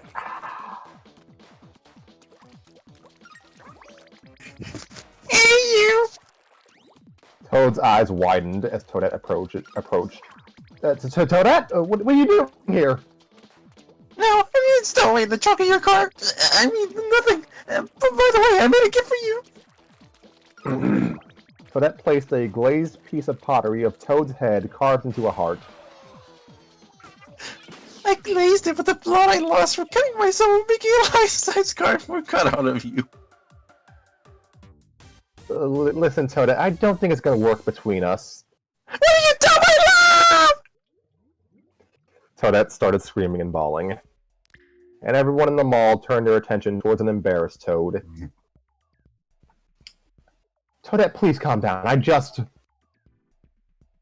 my heart into millions of tiny itty bitty pieces. You are carrying insensitive clown. Oh, I better not. Yeah. Toadette smashed Toad's gift. Now you can feel my pain. And she ran off crying as How Am I Supposed to Live Without You by Michael Bolton played in the background. No, Tell me, how am I supposed to live without you? there we go. Mm. This is very scratchy. Toad took another sip of his espresso and flashed back. Then what happened? Found her crying in the trunk of my car again 3 days later. She wouldn't let me put my groceries in it until Now my voice is really starting to sound like Toad. She wouldn't let me put my groceries in it until I said I secretly had feelings for her. You have secret feelings for her? No! My ice cream was melting fast and I needed to get her out of there by any means necessary. Right. Well, don't worry. After tonight, you won't have to worry about her again. But first, we need a change of clothes. What's wrong with this tux? It's just not right for this date. Might I suggest? 8 p.m. at the local mushroom bees. That I get wait, it. but in universe there are species. That name does not make sense. That is like called. That's like if we called a restaurant dog bees. I mean, there's like quasi-sentient mushrooms that are actually eaten, so it's best not to think about it too hard. It is the Toad same with of rabbit hole of implications and confusion as Ponyville. Yep. Toad was sitting at a table wearing dirty suspenders, flannel, and socks with sandals. I just imagine he was raiding Luigi's closet for all of that. Hello, Toadette.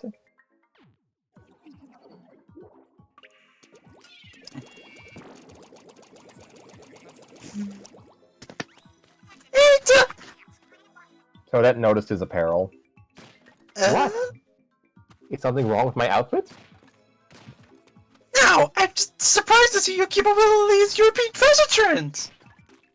And she took her seat. What? Yeah, I'm just going through this avant-garde phase. I'm so lucky to be dating a man so fashionable. Thanks for taking me out. No problem. Toad said, stretching his arms upwards, revealing grotesque armpit hair. Wait, you're Mm. in this universe? I guess it does. Ooh, I like a man with a little hair on his chest. Oh, I don't have chest hair. Just armpit hair, which I used to dust my home with, by the way. Oh. Wow, let's save a bunch of feather dusters. Maybe I ought to do that. Did I mention I like to braid my nose hair? You know how to braid hair? Wow, you know how to do so many things. Toad knocked the spoon off the table. Oops, let me get that. Toad hid under the table and pulled out his walkie-talkie. Luigi, this is Toad! Luigi, this is Toad! Come in, Luigi! I don't know what's named Toad. And who's Luigi? Captain Green, this is Desperate Tuna. Come in, Captain Green. This is Captain Green. What seems to be the problem, Desperate Tuna? It's not working! Desperate Tuna? Fox? You sound like Bane. What seems to be the problem? Oh, Desperate Tuna. It's not working! Restaurant. It's not working. If anything, she's becoming more attracted to me. How is that possible? As if I know! What else do you do that makes a woman avoid you like the plague? As if I know. What else? Wait, no. Sometimes I pick my nose in public. Let's see I put a positive spin on that. Toad came back to his seat with spoon in hand. I got it! Toadette was facing him with her arms crossed and her brow furrowed, giving Toad a cold, icy stare. What? Who are you talking to down there? Probably your other girlfriend. Toadette started looking under the table. What? Like you two weren't playing kissy kissy a second ago. Where is she? She looked towards the next table. Looked towards the table next to them. Is it her? No, I just want to. Excuse me. No, I just want to get my spoon. Is all. Why didn't he just say yes? That could have easily gotten her to break up with him. I should not be approaching this from a fucking CinemaSins perspective. I'm sorry. Why does it take 43 seconds to get a spoon? Toad just started picking his nose. I love that response. A waiter then appeared. Okay. Hey guys, ready to make your order? Certainly. I'll have the Caesar salad. Toad remembered Luigi's advice to be as horrible of a date as he could be. I'll have the sautéed onions with garlic seasoning, please. Right away, sir. Toad, stop trying to pick your nose. You don't have one. Toad was twisting his finger in a spot on his face where a nose would be. Yes, I do! Toad, I'm starting to think... Luigi began clutching his loudly gurgling stomach. Where's the bathroom? We don't have a bathroom! You guys served those pies without a bathroom! Luigi scrunched his face in pain as his stomach gave another gurgle. You're free to use the gas station's bathroom down the road. Oh, oh no. Luigi... If it's one of the ones, because the ones that are in the store are usually okay, it's always the bathrooms that are, like, behind the store. Luigi dashed out the restaurant in frustration and panic. And Toad was now panicking that he was without the aid of Luigi. How long could he turn off the charm? Toadette was staring lustfully into space. Toadette? Yes? Our food's here. What? Oh yeah, I was just thinking about something else. And Toadette started forking her Caesar salad. By the way, did I tell you about my latest project? I'm collecting my earwax to make a candle out of. Toadette did not look up from her salad. That sounds good. Hey, is something wrong?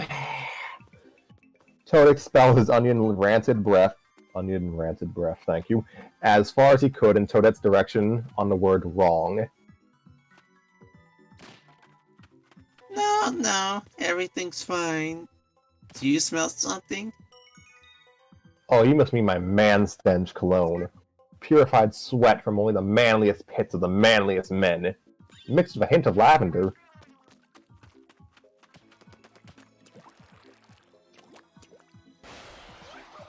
Whatever.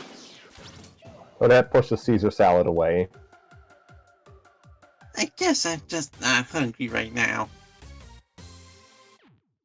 Toad, who was glad to push the rancid stench of onion away from him, said, "Ditto," and he put a 20 on a table and left with Toadette. The next day at Luigi's house. I'm not sure if it's working, Luigi. Well, tell me what happened again. She wasn't crazily obsessive last night like she always is. Even when we got home, she made absolutely no attempt to kiss me, or even a hug. She just said, "Good night," and went inside before I even said a word to her. Maybe she just had something on her mind. What can happen between the time you asked her out and when you guys went on her date? Maybe a family member died, or she left her hairdryer on. Whatever it was just weird not having her act like a freak. Isn't that what you want? You're starting to confuse me, Toad. Ding dong. Hold on. Luigi opened the door to see Toadette. I know you're hiding under the coffee table, Toad. Dang it! Listen, Toad, I'm glad you asked me out for a date last night, and I did have a good time, but I think we should stop seeing each other. Toad pinched himself to see if he was dreaming. Yeah, I know this is like a nightmare for you, but the thing is, I found another. Another?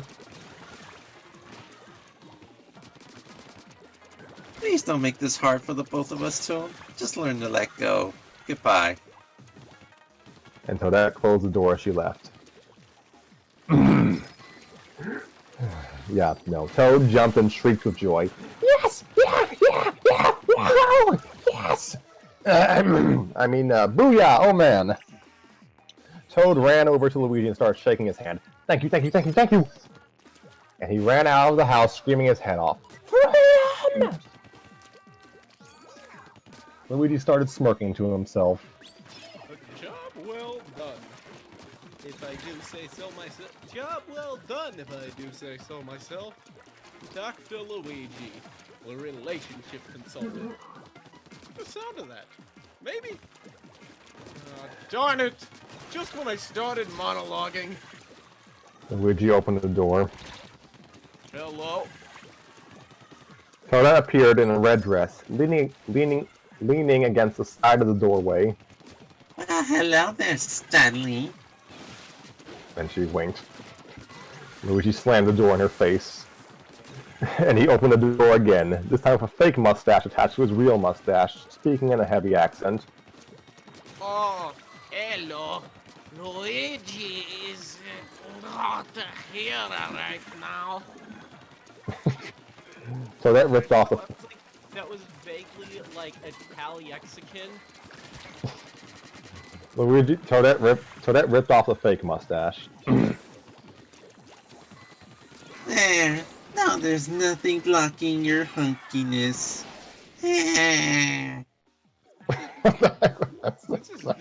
This This is a really disturbing issue.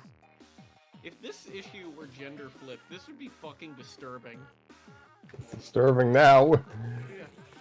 Luigi realized he was the one Toadette was talking about.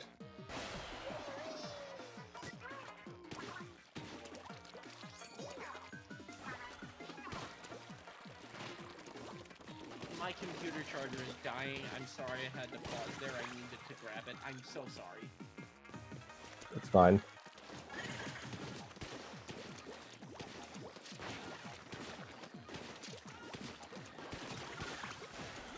Yeah, do you have it now? I'm so sorry. I try not to be this unprofessional, I say. After I generally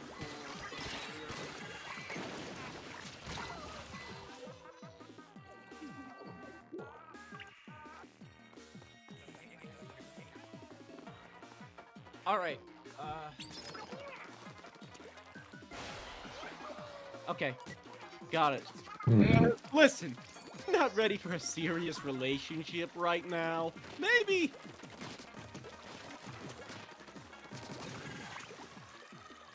Yeah, I'm not talking about you. I'm talking about... As she stared dreamily at Luigi's upper lip. him. Luigi looked down to see what she was staring at. In love with Bob? Who wouldn't be? I still remember the first time his handsome disgraces my sight. We flash back to Toad and Toadette ordering from the Mushroom Bees menu. Certainly. I'll have the Caesar salad. I'll have the sautéed onions with garlic seasoning. Right away, sir. Toadette prepared to give Toad the iciest death glare ever given, but was caught off guard by his finger trying to bore into his skull. Don't stop trying to pick your nose. You don't have one. Yes, I do! Dude, I'm starting to think... Toadette got distracted by Toadette was distracted by something. And there Bob was, flowing in the wind caused by Luigi's panicked scurrying.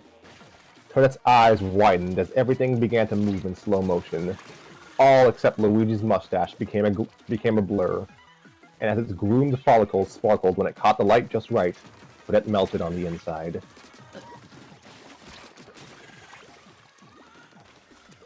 You don't think it's creepy in the slightest to be in love with someone else's mustache? I mean, it's okay to love your own mustache.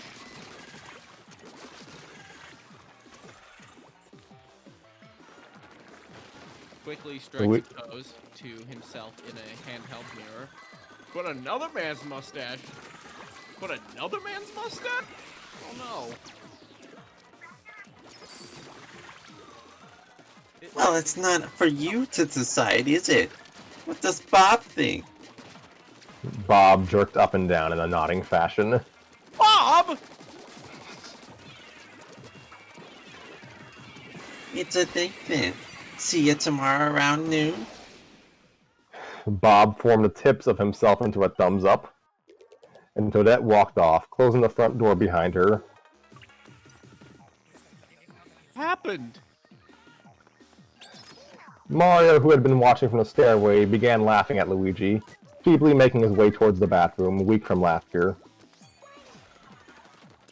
The next day, Luigi knocked on Paracari's door. Paracari muffled from behind the door. Darn it! Only when I'm monologuing! Who is it? Oh, hey, Luigi, I was... Whoa! What happened to you? The worst date ever. No way, you got a date? No, my mustache did. Your mustache? Yeah. Long story short, I'm being followed by the most insane woman in the Mushroom Kingdom, and I need to hide here. Sure, take a seat, but first I want to hear about your date. I could use a laugh right now. Okay, fuck you. Well, first it starts off with us picking her up. We flash back to Luigi pulling up in his repaired car. I can't believe you're making me wear this. I can't believe you're making me wear this. Luigi looked down at his chauffeur outfit. Toadette hopped into the passenger seat. Hey, you. And she stroked Luigi's mustache. Luigi shuddered as chills went down his spine. Where to, ma'am? I believe we decided to go to the park. Park it is, then. And Luigi drove towards the park. A montage playing Big Kids When I Met the Girl began to Know that song off the top of my head. I've known every song that they've done thus far. So let's see. The montage playing Big Kids When I Met the Girl went on as it showed clips of Luigi's day at the park. Clip number 1. Luigi turned around from an ice cream vendor with one vanilla ice cream cone in each hand and a surly look on his face. Toadette took the cone from Luigi's hand and started licking it. Luigi then held up the other cone to his mustache.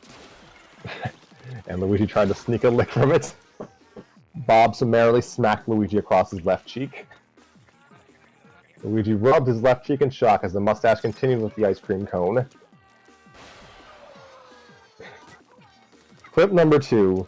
Toadette, Luigi, and Bob were walking down a path along the park lake. No, Freddy, I swear to God. Hold on.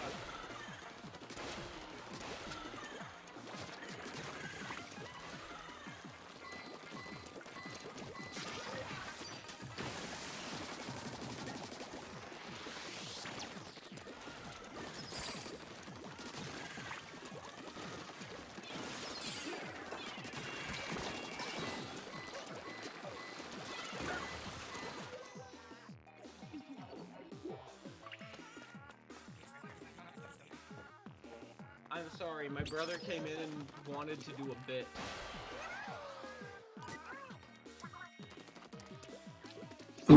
Okay, Toadette, Luigi, and Bob were walking down a path along the park lake. Toadette almost walked into a puddle before Bob managed to stop her. Bob then grabbed Luigi's shirt and ripped it off, then placed it over the puddle. Toadette walked past the bare-chested Luigi and over the puddle with a smile on her face. Luigi slowly put his soaking shirt back on. And clip number 3. Toadette spun around in a field of flowers in a cliched shot that positions the camera between her outstretched arms. It focuses on her face as a blur of tulips whizzes past her. Luigi, in the same cliched shot, was screaming as Luigi pulled on his mustache as they spun around. And flashback. Wow, sounds like you could use a little break.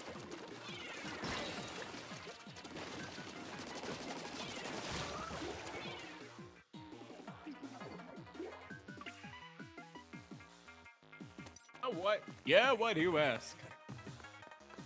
Well, I finished my massage chair. You want to try it out? Parakarry said. Parakarry On that line. Parakarry said, motioning towards the leather chair in the corner. Nice material. How do you turn it on?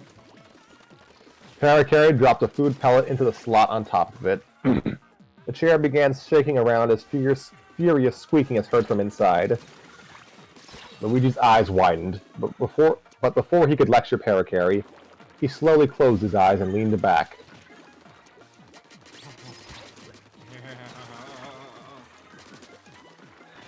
Toad walked in. Parakarry, here's that pizza you ordered. Yeah, pizza you ordered. Oh, hey, Luigi. What's up, Toad? I should be asking you that. What were you doing with Toadette today? You remember when she said she found another? Luigi pointed to his mustache. No way! She's attracted to you now? No, my mustache. She left me for a mustache. The most handsome mustache in the world, thank you very much. Regardless, Still a bit insulting to be dumped for a clump of hair. Good pizza. Yeah, it's weird. I certainly don't miss her, but it just feels strange to not have her. Just feels strange not to have her ambush me or follow me around anymore, even though I'm expecting her to jump out at any moment. Blah blah blah blah blah. You are so whiny. Harry took another bite out of his pizza. Hey, I specifically ordered the Supreme without red peppers. And you call this bread crazy? It's hardly psychotic. You'll be lucky if I order from you people again. You know, to the Joker, it's just normal bread. And he threw the box across the room. Okay then. Well, I guess I'll see you around. And Toad walked out of the front door. At least Toad's happy. But we wouldn't be in this situation if you didn't switch the pies, you horrible little prankster. Luigi glared angrily at his traitorous mustache. Did he do the old slip laxatives in your food when you weren't looking gag? Classic. You gotta love his sense of humor. How did you get into my house? I've been trained. I've been trained in embodying the souls of others, as we had learned previously in the first episode of Storytime with Scrappy. Okay, sorry. How'd you get in my house?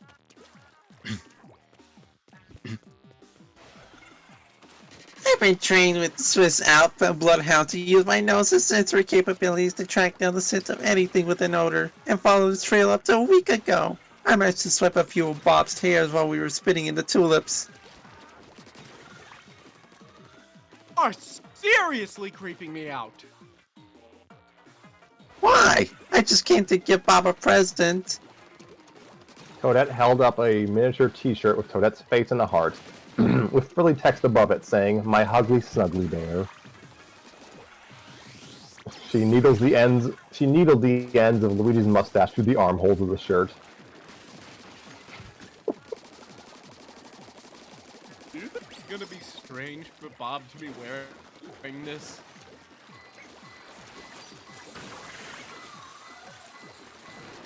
Bob, where are you too?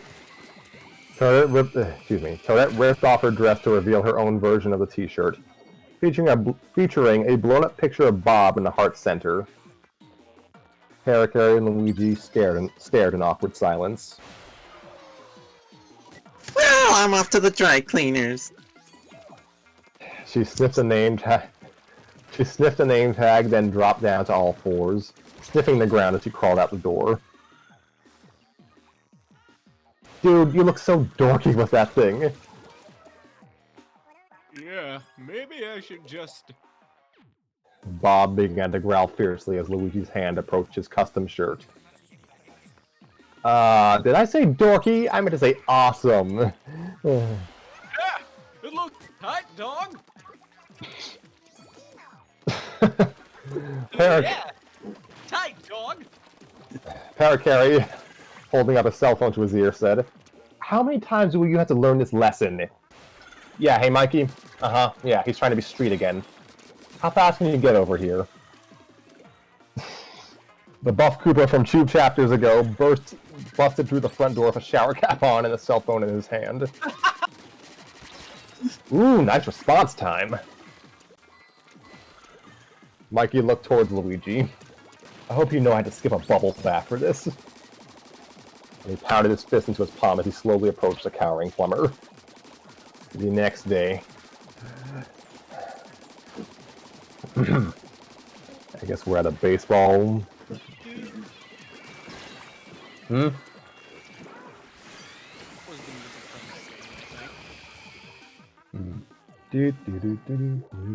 Okay, welcome one and all to the semifinals of the Mushroom Kingdom Baseball League. Today's All-Star face-off, the Mario Fireballs versus the Wario Garlics. Do I get my time to shine here? Who knows? Toadette took her seat next to Luigi. Hey Luigi, why did you try out for the team? No. We flash back to show Luigi in the tryouts. Child is reading from a clipboard. Alright, Goomba, shortstop. Paracarry, third baseman. Luigi, center field. You know your positions, and we'll be switching people's positions throughout the day so we get an idea of your strengths and weaknesses. Now move, move, move! Everyone scrambled for their position. Oh yeah! Time to show off my diving catch. Hit it on here. Hit it on out here. First the bat, Noki. The Noki feebly lifted the bat. A Boo threw an easy strike, and another, then another.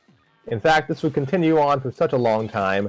Luigi found his time to be better spent on something else. Oh my god, Luigi was that kid. That's great. Luigi was lying on the ground watching a ladybug scamper across the AstroTurf. Hey there, little ladybug. Are you lonely? I'll be your friend if you want, little ladybug. Do you want to be friends? The ladybug flew skyward and landed on Luigi's nose.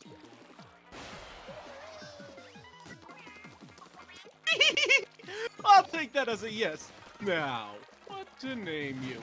Oh, how about Spot? Do you like that name, little ladybug? The incoming baseball crushed the ladybug as it smacked square in Luigi's face. Luigi flopped onto the ground unconscious as Toad yells, "Nice catch, Luigi!" from the background. One binding of Luigi's broken nose later, Luigi was on the pitcher's mound.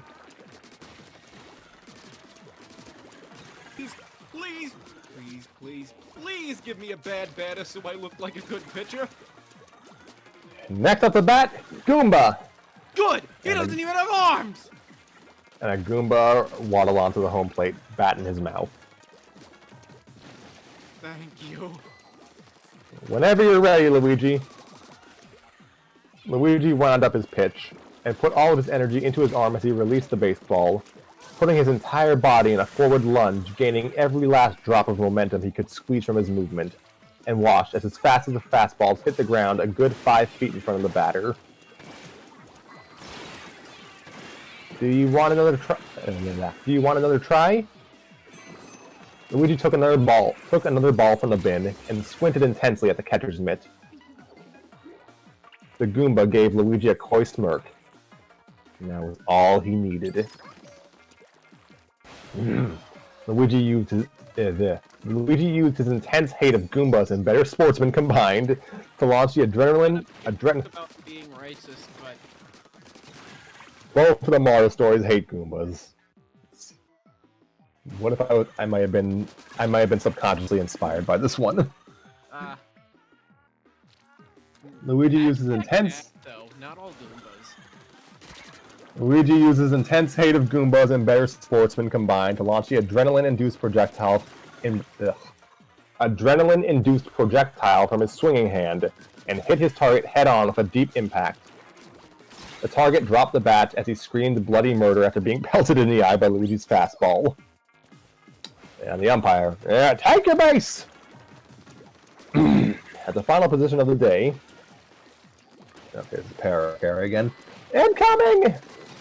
And he launched the baseball from deep center field to the third baseman at a blistering pace. Luigi lifted his glove to his chest, awaiting the ball to come to him.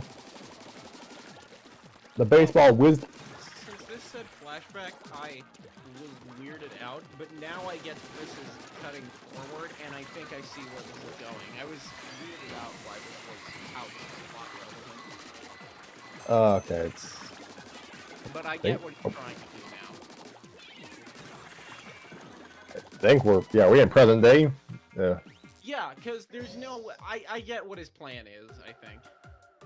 Okay, what happened? The baseball whizzed past Luigi into the dugout, missing him by 14 inches.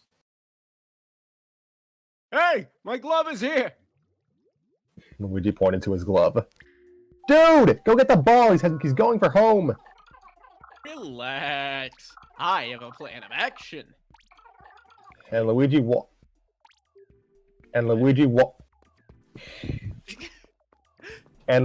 watched as the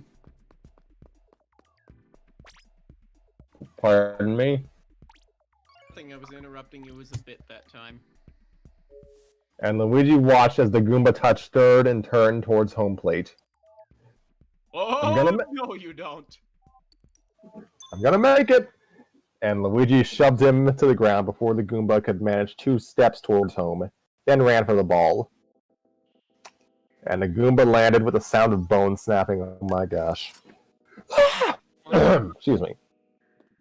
Get with the bone cracking. Ah! I think you broke my leg! Oh, Luigi no, you don't. Luigi grabbed the ball and ran towards the Goomba, desperately trying to crawl his way to a home run. Out! You're jumping ahead. I'm sorry. Let's see. Luigi grabbed the ball and ran towards the Goomba, desperately trying to crawl his way to a home run. Can I not read? Oh, no, you don't. The Goomba continued his erratic struggle for home plate and chances a glance. What?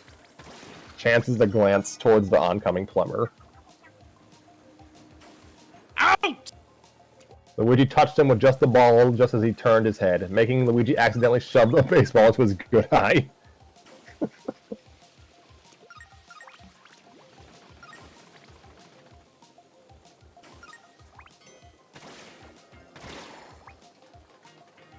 I think I said, my bad. No, you're supposed to say oops. Oops.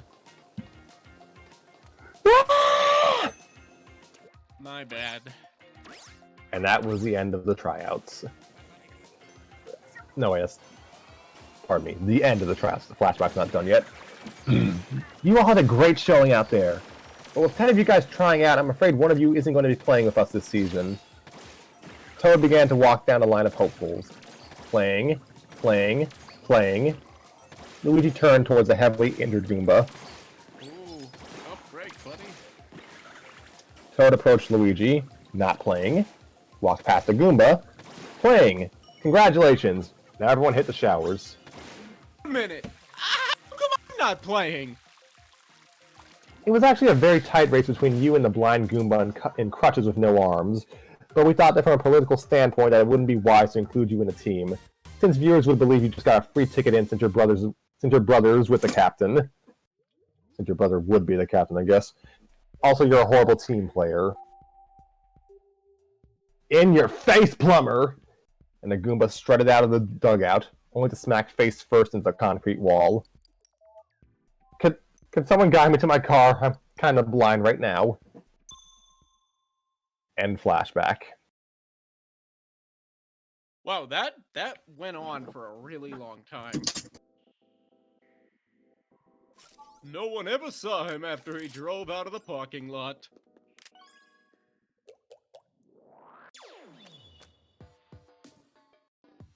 Did that mic not pick that up? No, your line picked up. Okay.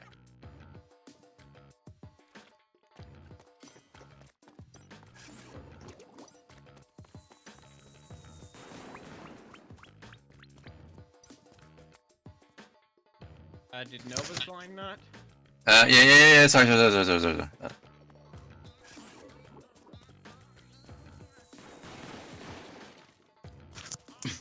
Shouldn't you be playing then?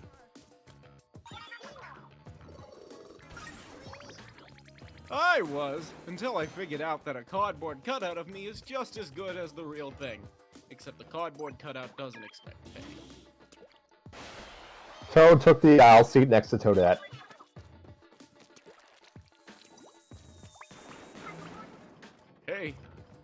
Hey, Toad. Hey, Louise! Toad paused with the realization that within those 3 seats was Toadette's current boyfriend and her ex, with the boyfriend being attached to a friend of the ex.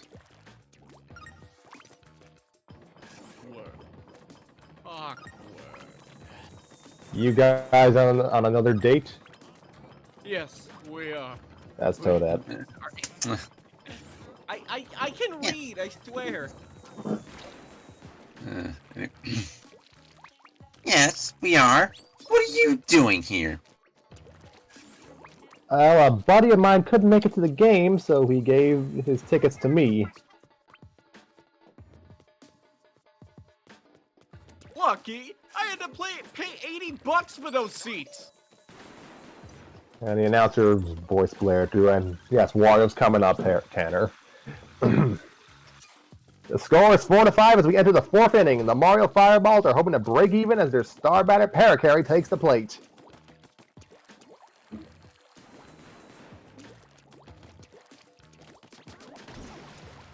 The best they can scrouge for a battler is a winged mailman? Don't make me laugh.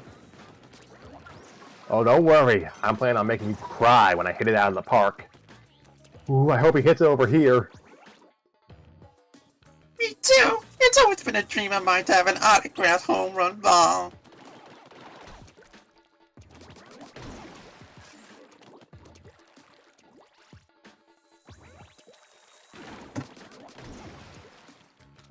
Dream about catching cookies in my mouth as they fall from the sky. I ruined the timing of that joke. Everyone within earshot blankly looked at Luigi's last comment. Like you don't have dreams of falling cookies. Here's the windup. Wario threw a fastball, and Parakarry smacked it with all of his force. Parakarry smacks it on the first pitch, and look at that sucker fly. It just might make it to the stands.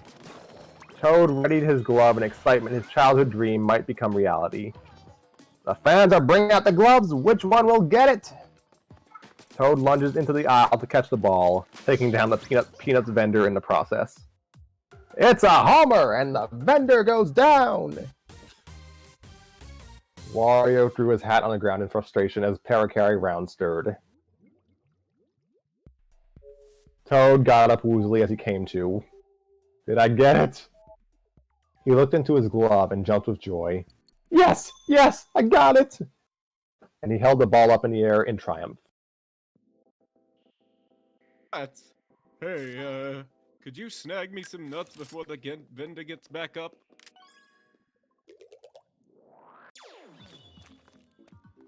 Toad and Toadette looked at Luigi incredulously. Dude, it's $80 a seat! Toad understandingly tossed Luigi a bag of honey roasted delights. Oh, that actually sounds... I can't talk too much, I'm sorry. It does sound good, though.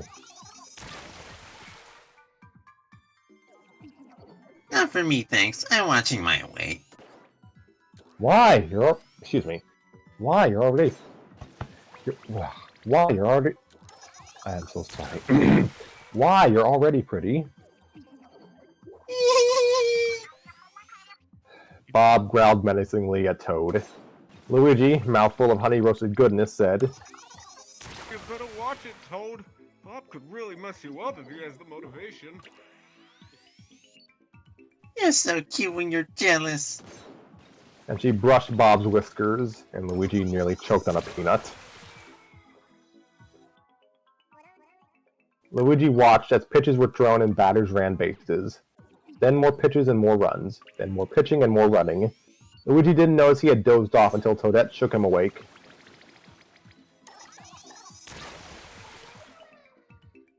Hey Luigi, can you sleep upright? Bob can't see the game. Huh? Luigi looked towards the scoreboard. Already the 9th inning?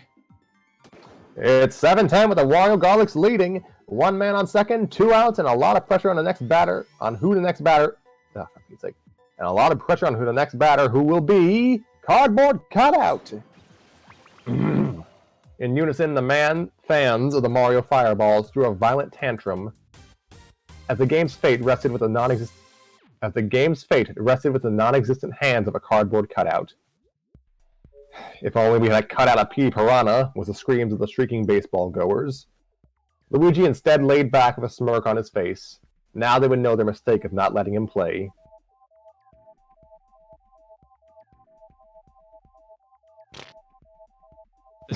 I'm trying to. The fact that it sounds like a fart works for him. Yeah. Wario tossed the ball over the plate. Strike!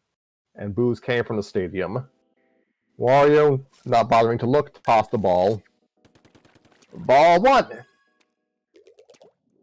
Whoops, better not do that. Wario pitched a perfect fastball. Much better. Strike 2! Now for the big finale. Wario takes a few steps back, winds his arms wildly, and showboats his way to the final pitch, pitching it harder than ever before. The cutout was hit in the face by Wario's pitch and shattered into pieces from the neck up. Utter silence fell across the crowd. Tag your base! And the entire stadium erupted with excitement, and the Bat Boy dragged the decapitated cutout to first base. Yikes. Ladies and gentlemen, it's not over yet. Lady Luck is smiling down on the Mario Fireballs as Parakarry takes the base. Wario squinted his eyes intensely as Parakarry took the plate with a confident smile, with a confident smile on his face. You know, which hurts more? That you just threw the game for your team, or that you did it while losing to a piece of cardboard? Wario tightened his grip on the ball. Fans of the Mario Fireballs were chanting, "Parakarry delivers the heat! Parakarry delivers the heat!" Why do you only want to be chanting? Wario threw the first strike. Strike 1! Wario put a little more oomph into his second pitch. Parakarry smacked it hard and dashed for the first base.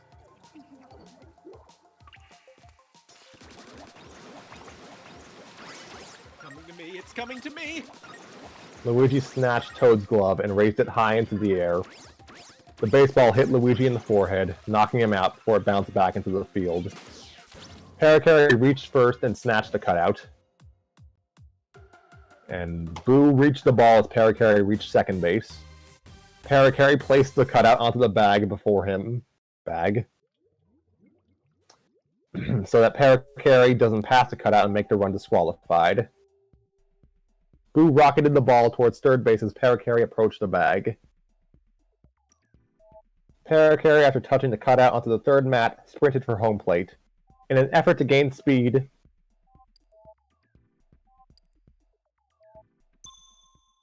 he threw the cardboard like a frisbee towards home.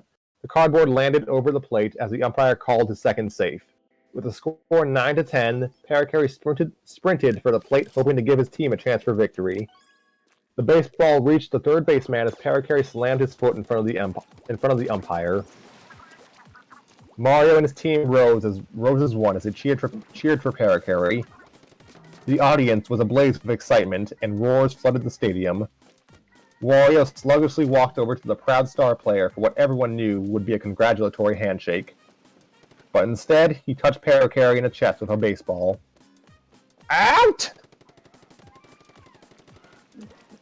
All except Wario froze in shock.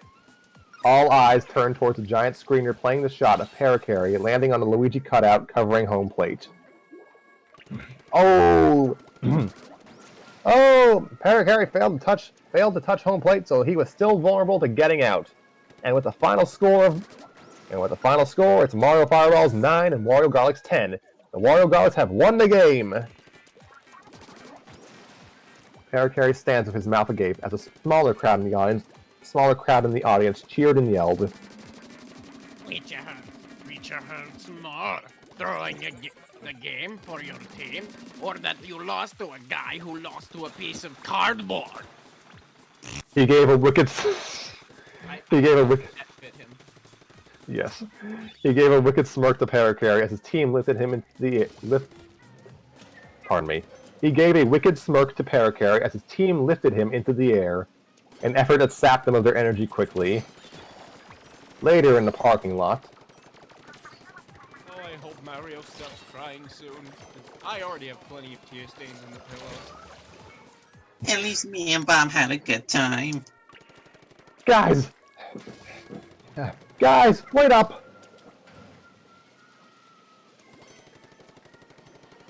Hey, Toad, what's up? I am missing cues all over the place. Jesus. I wanted to give Toadette something. And he handed her the home run ball.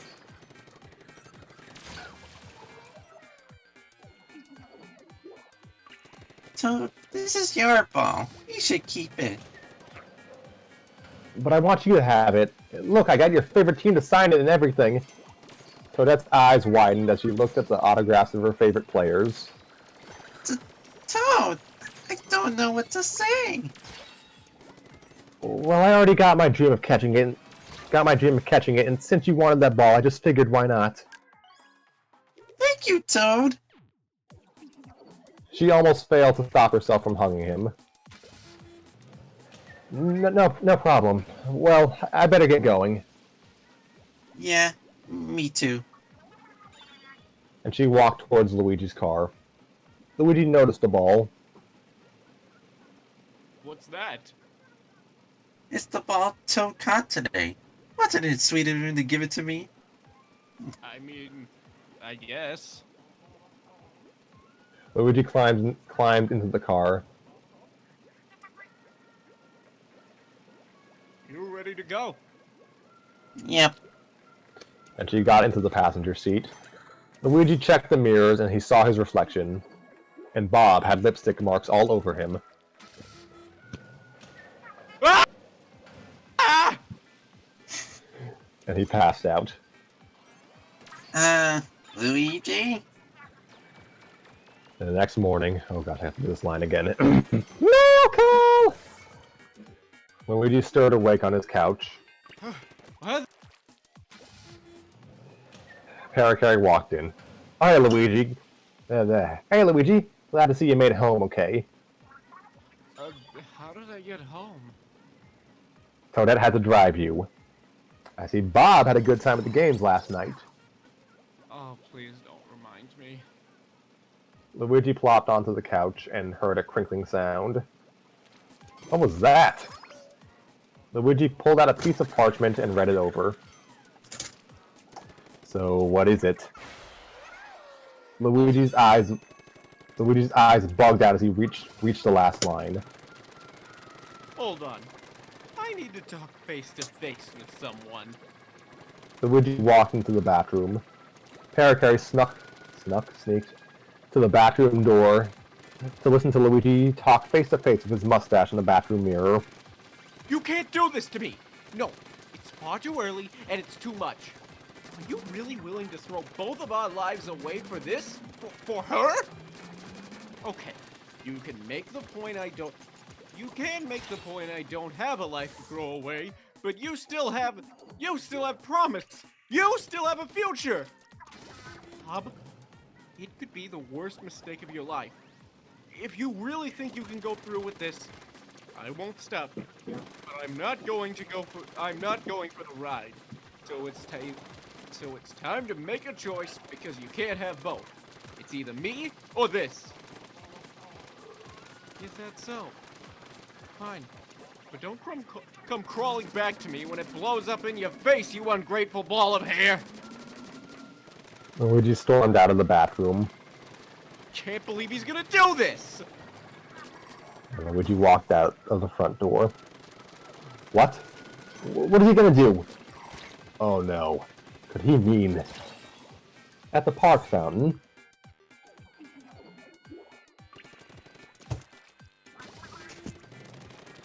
You know, this is my favorite part of the park. Knew that. And he thought it would be the perfect place for this. For what? Luigi read from the parchment he found that morning.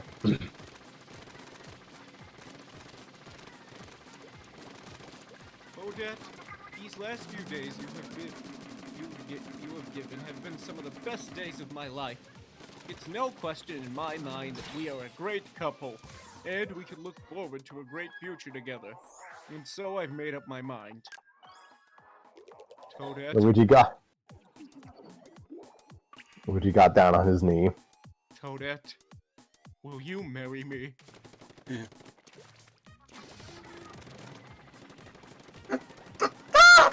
I don't know what to... No! Toadette and Luigi turn to see Toad breaking away from his bird-watching group, how convenient, and racing for them. Toad? Don't do it! And he shoved Ah! Luigi into the fountain. Luigi splashed into the water. Toadette, you can't marry him! Why not? Because it would crush me if you did. Toadette, these last few days have been torturous for me.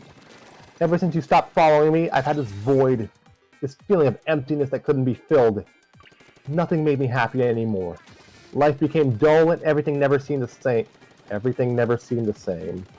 The only time the world felt right was whenever I saw you. And last night at the ball game, I wished all my heart as Parakarry made it to the base so I could spend just a little more time with you in the overtime. Getting that ball last night felt great, but only because you were there with me. It was easy for me to trade the ball for just a few more seconds with you. I would have traded the entire stadium, the entire existence of any sport, just to spend another minute with you. Have someone just waltz in and take you away from me would be the most horrible thing I could ever fathom. Give me another chance, Toadette, please. Of course I'll give you another chance! And she hugged an overjoyed Toad. Luigi broke the surface of the water, sputtering. Man, water pump is strong. Luigi looked at the hugging couple. Yawn mid-sentence. Wait, what did you say? So strong that it makes me yawn mid-sentence. What is in that thing? Luigi looked at the hugging couple. Hey! On here!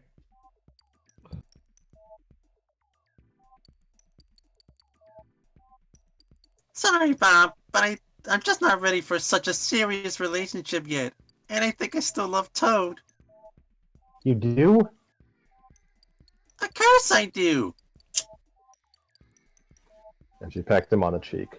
Luigi almost choked on the sweetness of the moment. You wanna go for excuse me. You wanna go for some ice cream? Sure. And she left with Toad hand in hand. Back at Luigi's house. Sorry about the proposal, buddy. But I told you it was a stupid idea. Parakarry burst through the door. Dude, Toadette paid us in full! And he handed Bob a fat wad of $100 bills. Paid in full for what? We hooked her up with Toad. Wait, what? Well, actually, it was all Bob's plan, but he just needed a wingman. Want me to explain, partner? Bob jerked up and down. Well, it started a week in advance. First, I had to spread word about your lack of skill with the ladies. We flashed back to showing Parakarry on Toad's porch.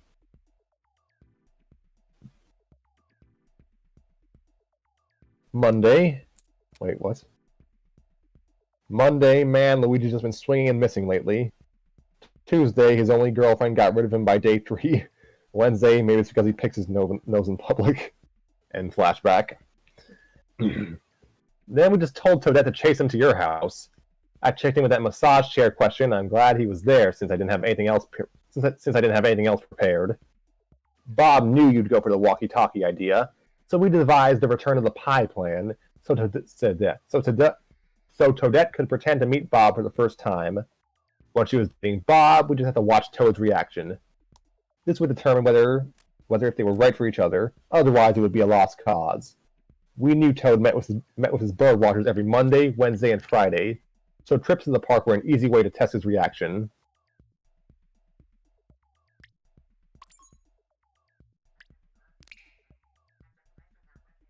Tanner. Oh, how did you guys get him at the baseball game? Remember when I called my friend Michael? Well, we discussed him giving Toad his ticket to the game, which he was willing to do since we hooked him up with his now girlfriend. It was up to Bob to get the seats next to Toad. Wow! But how'd you know it'd be safe to go with that risky final step?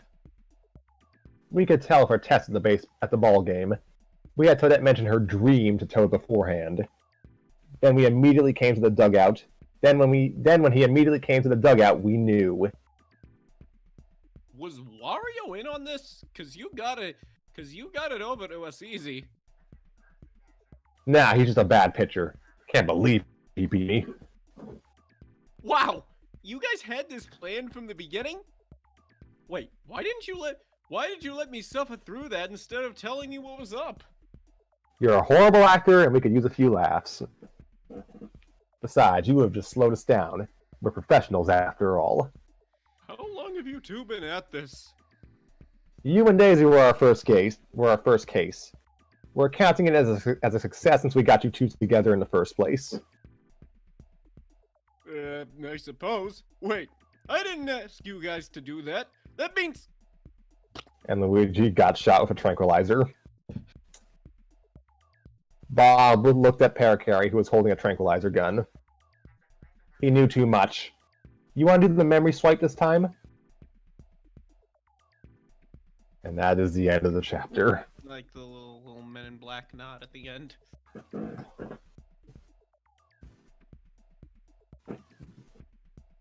Luigi's mustache is amazing. That was fun. That was... First of all, I do want to say, Nova, that was probably your best performance, and probably my worst. I don't know why I got so distracted and kept missing cues. And I'm really sorry and kept cutting people off. It was really rude of me, and I'm really sorry.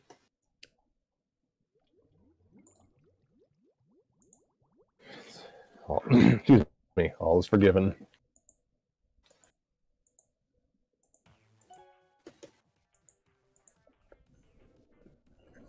Thank you, Nova, for powering through Toadette's lines, because that sounds like a very difficult voice to maintain.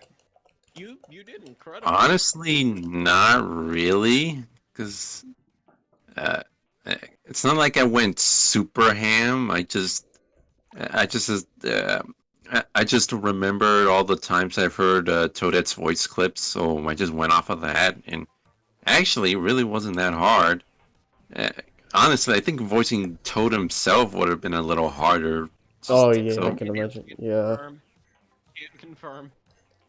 So yeah, honestly, it wasn't really that much of an issue at all.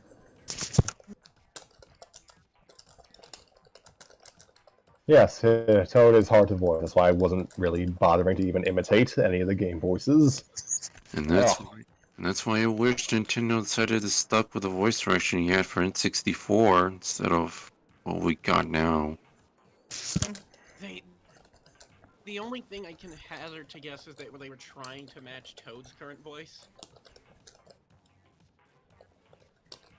Toad's had the same scratchy voice since like the late 90s. It's Mario Kart 64 is the aberration, even compared to the cartoons.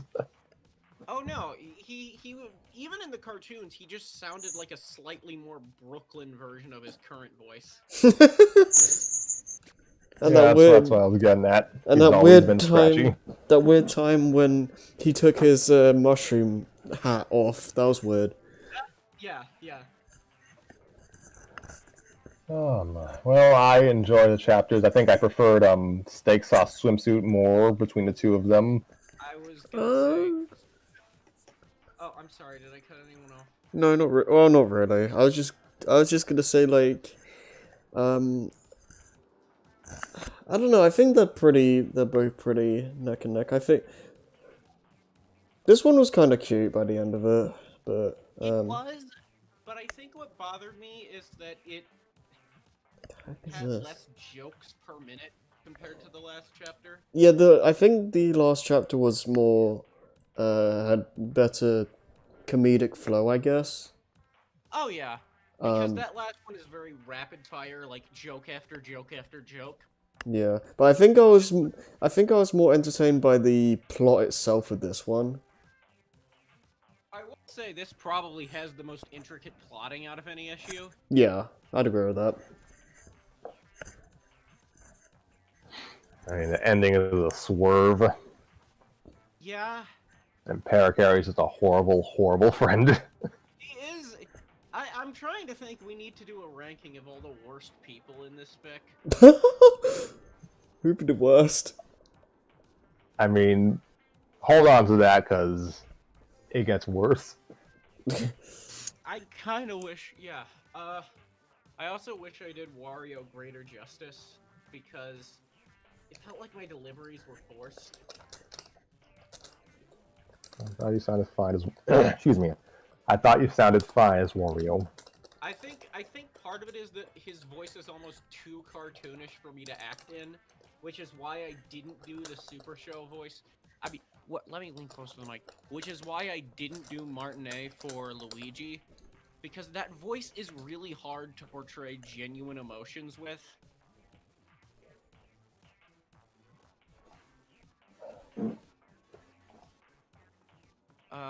Because it's so cartoonish, and Super Show Luigi has a lot more emotional range. Yeah.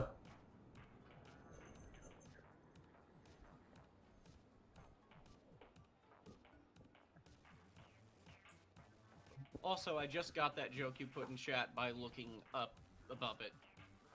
It's Nova. Oh yeah, the veggie burger. Hee hee. Oh dear. So we are at chapter 12 now. So yeah, we're 5 by 4. We're 3/5 of the way done. No, but I had fun with this. I guess it's also that Luigi, this is probably the least proactive Luigi has been, so it wasn't as fun for me to perform. He was kind of just a supporting character dragged along in everyone else's story during this. Which isn't a bad thing, but from a performance perspective, I didn't get a lot to do. That's fair. Luigi was quite literally getting strung along for this chapter. Yeah, he didn't really bring any of this on himself. Everyone just kind of screwed him over. Yeah. I also, you know what it is? The joke writing in this one was significantly less clever than the last one. Like, the gasoline joke, I didn't just laugh at it because of how dark it is. It's genuinely just a really clever joke.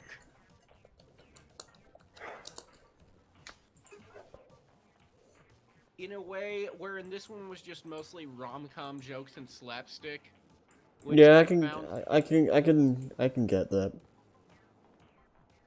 Personally, that's the kind of stuff I'm into, so I'm fine with it, but yeah. I don't know, it's a balance because you want it to be somewhat grounded and not push so into the realm of being like a zany cartoon that there's just nothing there for you to gravitate towards. But you also don't want to make it too grounded to the point where you're wondering why it even takes place in this universe.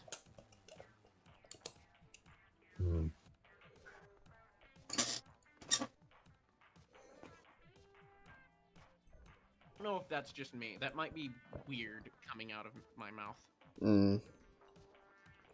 It's, I don't know.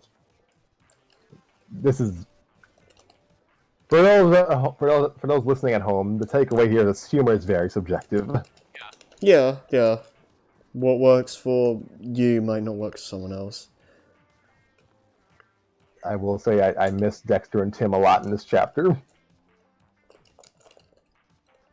They're a fun set of characters, just for how much they can be. They can be bratty kids, but they can also be the straight man to Luigi.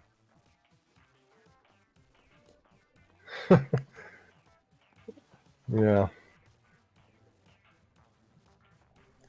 And I guess that's the other thing, is that Luigi is permanently stuck in straight man mode for this chapter, when he got to be a lot more versatile in the last one. Yeah, I can get that. I think the thing with this chapter is that Luigi didn't have as much as a main role, I guess. His role in this is to react to other characters. Yeah.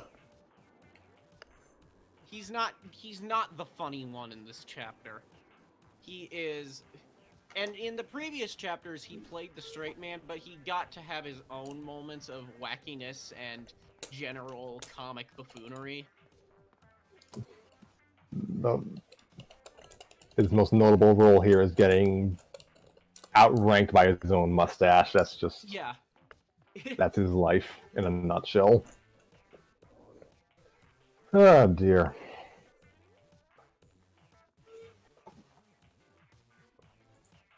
I mean, Well, I don't know what we're saying. No. It's part of me had a weird idea for what the final chapter of this would be. And I'm not doing a bit, I'm being completely earnest. Hmm. When I say that part of me kind of wants the final chapter of this to be sort of playing everything that's happened so far for laughs dramatically. Playing just how miserable Luigi's life is dramatically, and having everyone who's wronged him suffer some sort of consequence. That's a bad idea. Oh, that would have had potential. I have no idea what we're doing next episode. Probably could resuming this until I can find a new actor for Ray. Oh, right. I honestly, like, honest to God, I forgot we were even doing that at one point. I could picture the Always Sunny fic I wanted to do. I found a few. Well, I'll look into that. I mean, you mentioned you wanted to watch the show anyway. Not that I'm, like, forcing you, it's just I'm running out of fics, and that sounds like a fun cast of characters. Yeah, I think it would do us some good to branch out into different series and stuff. Yeah. Besides that, Nova would make a decent Dennis.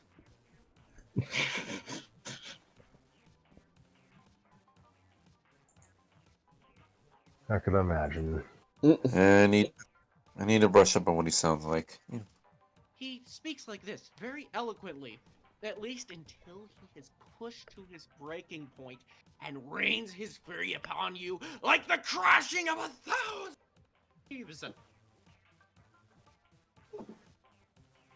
Yeah, he could do that. And again, I'm so sorry for how annoying I got during the last half of this. It's fine, Tanner.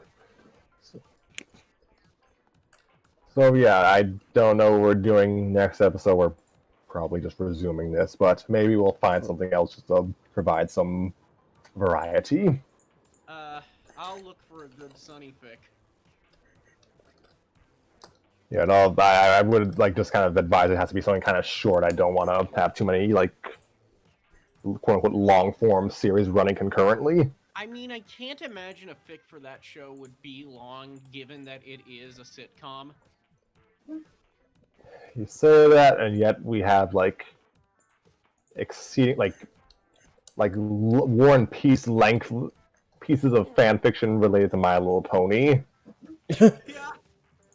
Yeah.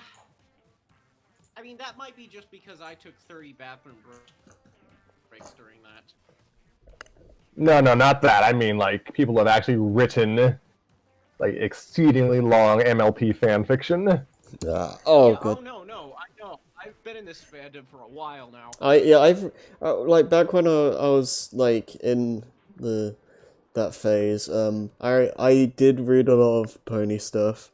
Some really good stuff, but as a problem I run into a lot, I never remember what the stories are called. So. No, yeah, I think the most famous one is Fallout Equestria. Well, Joey talks about this one a lot. It's not even that good. Really? No, it isn't. It was praised at the time because standards were so low. Hmm. Because the fandom was so obsessed with epic crossovers that they would just accept anything that was at least decently written. That's interesting because like all I've heard about is apparently like it's really good or something. Like I knew nothing about it besides that, so I don't know. Well, famous fic is probably cupcakes. Actually. Oh, No. Yeah, well.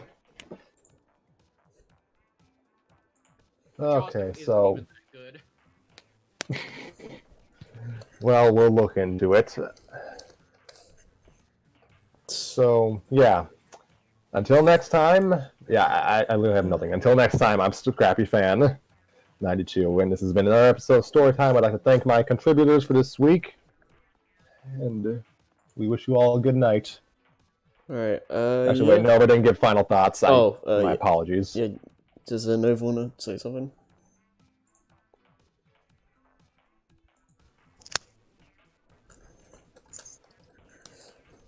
Nintendo, please change the voice direction for Toad back to the Mario Kart 64 again, please. Or N64 in general. No.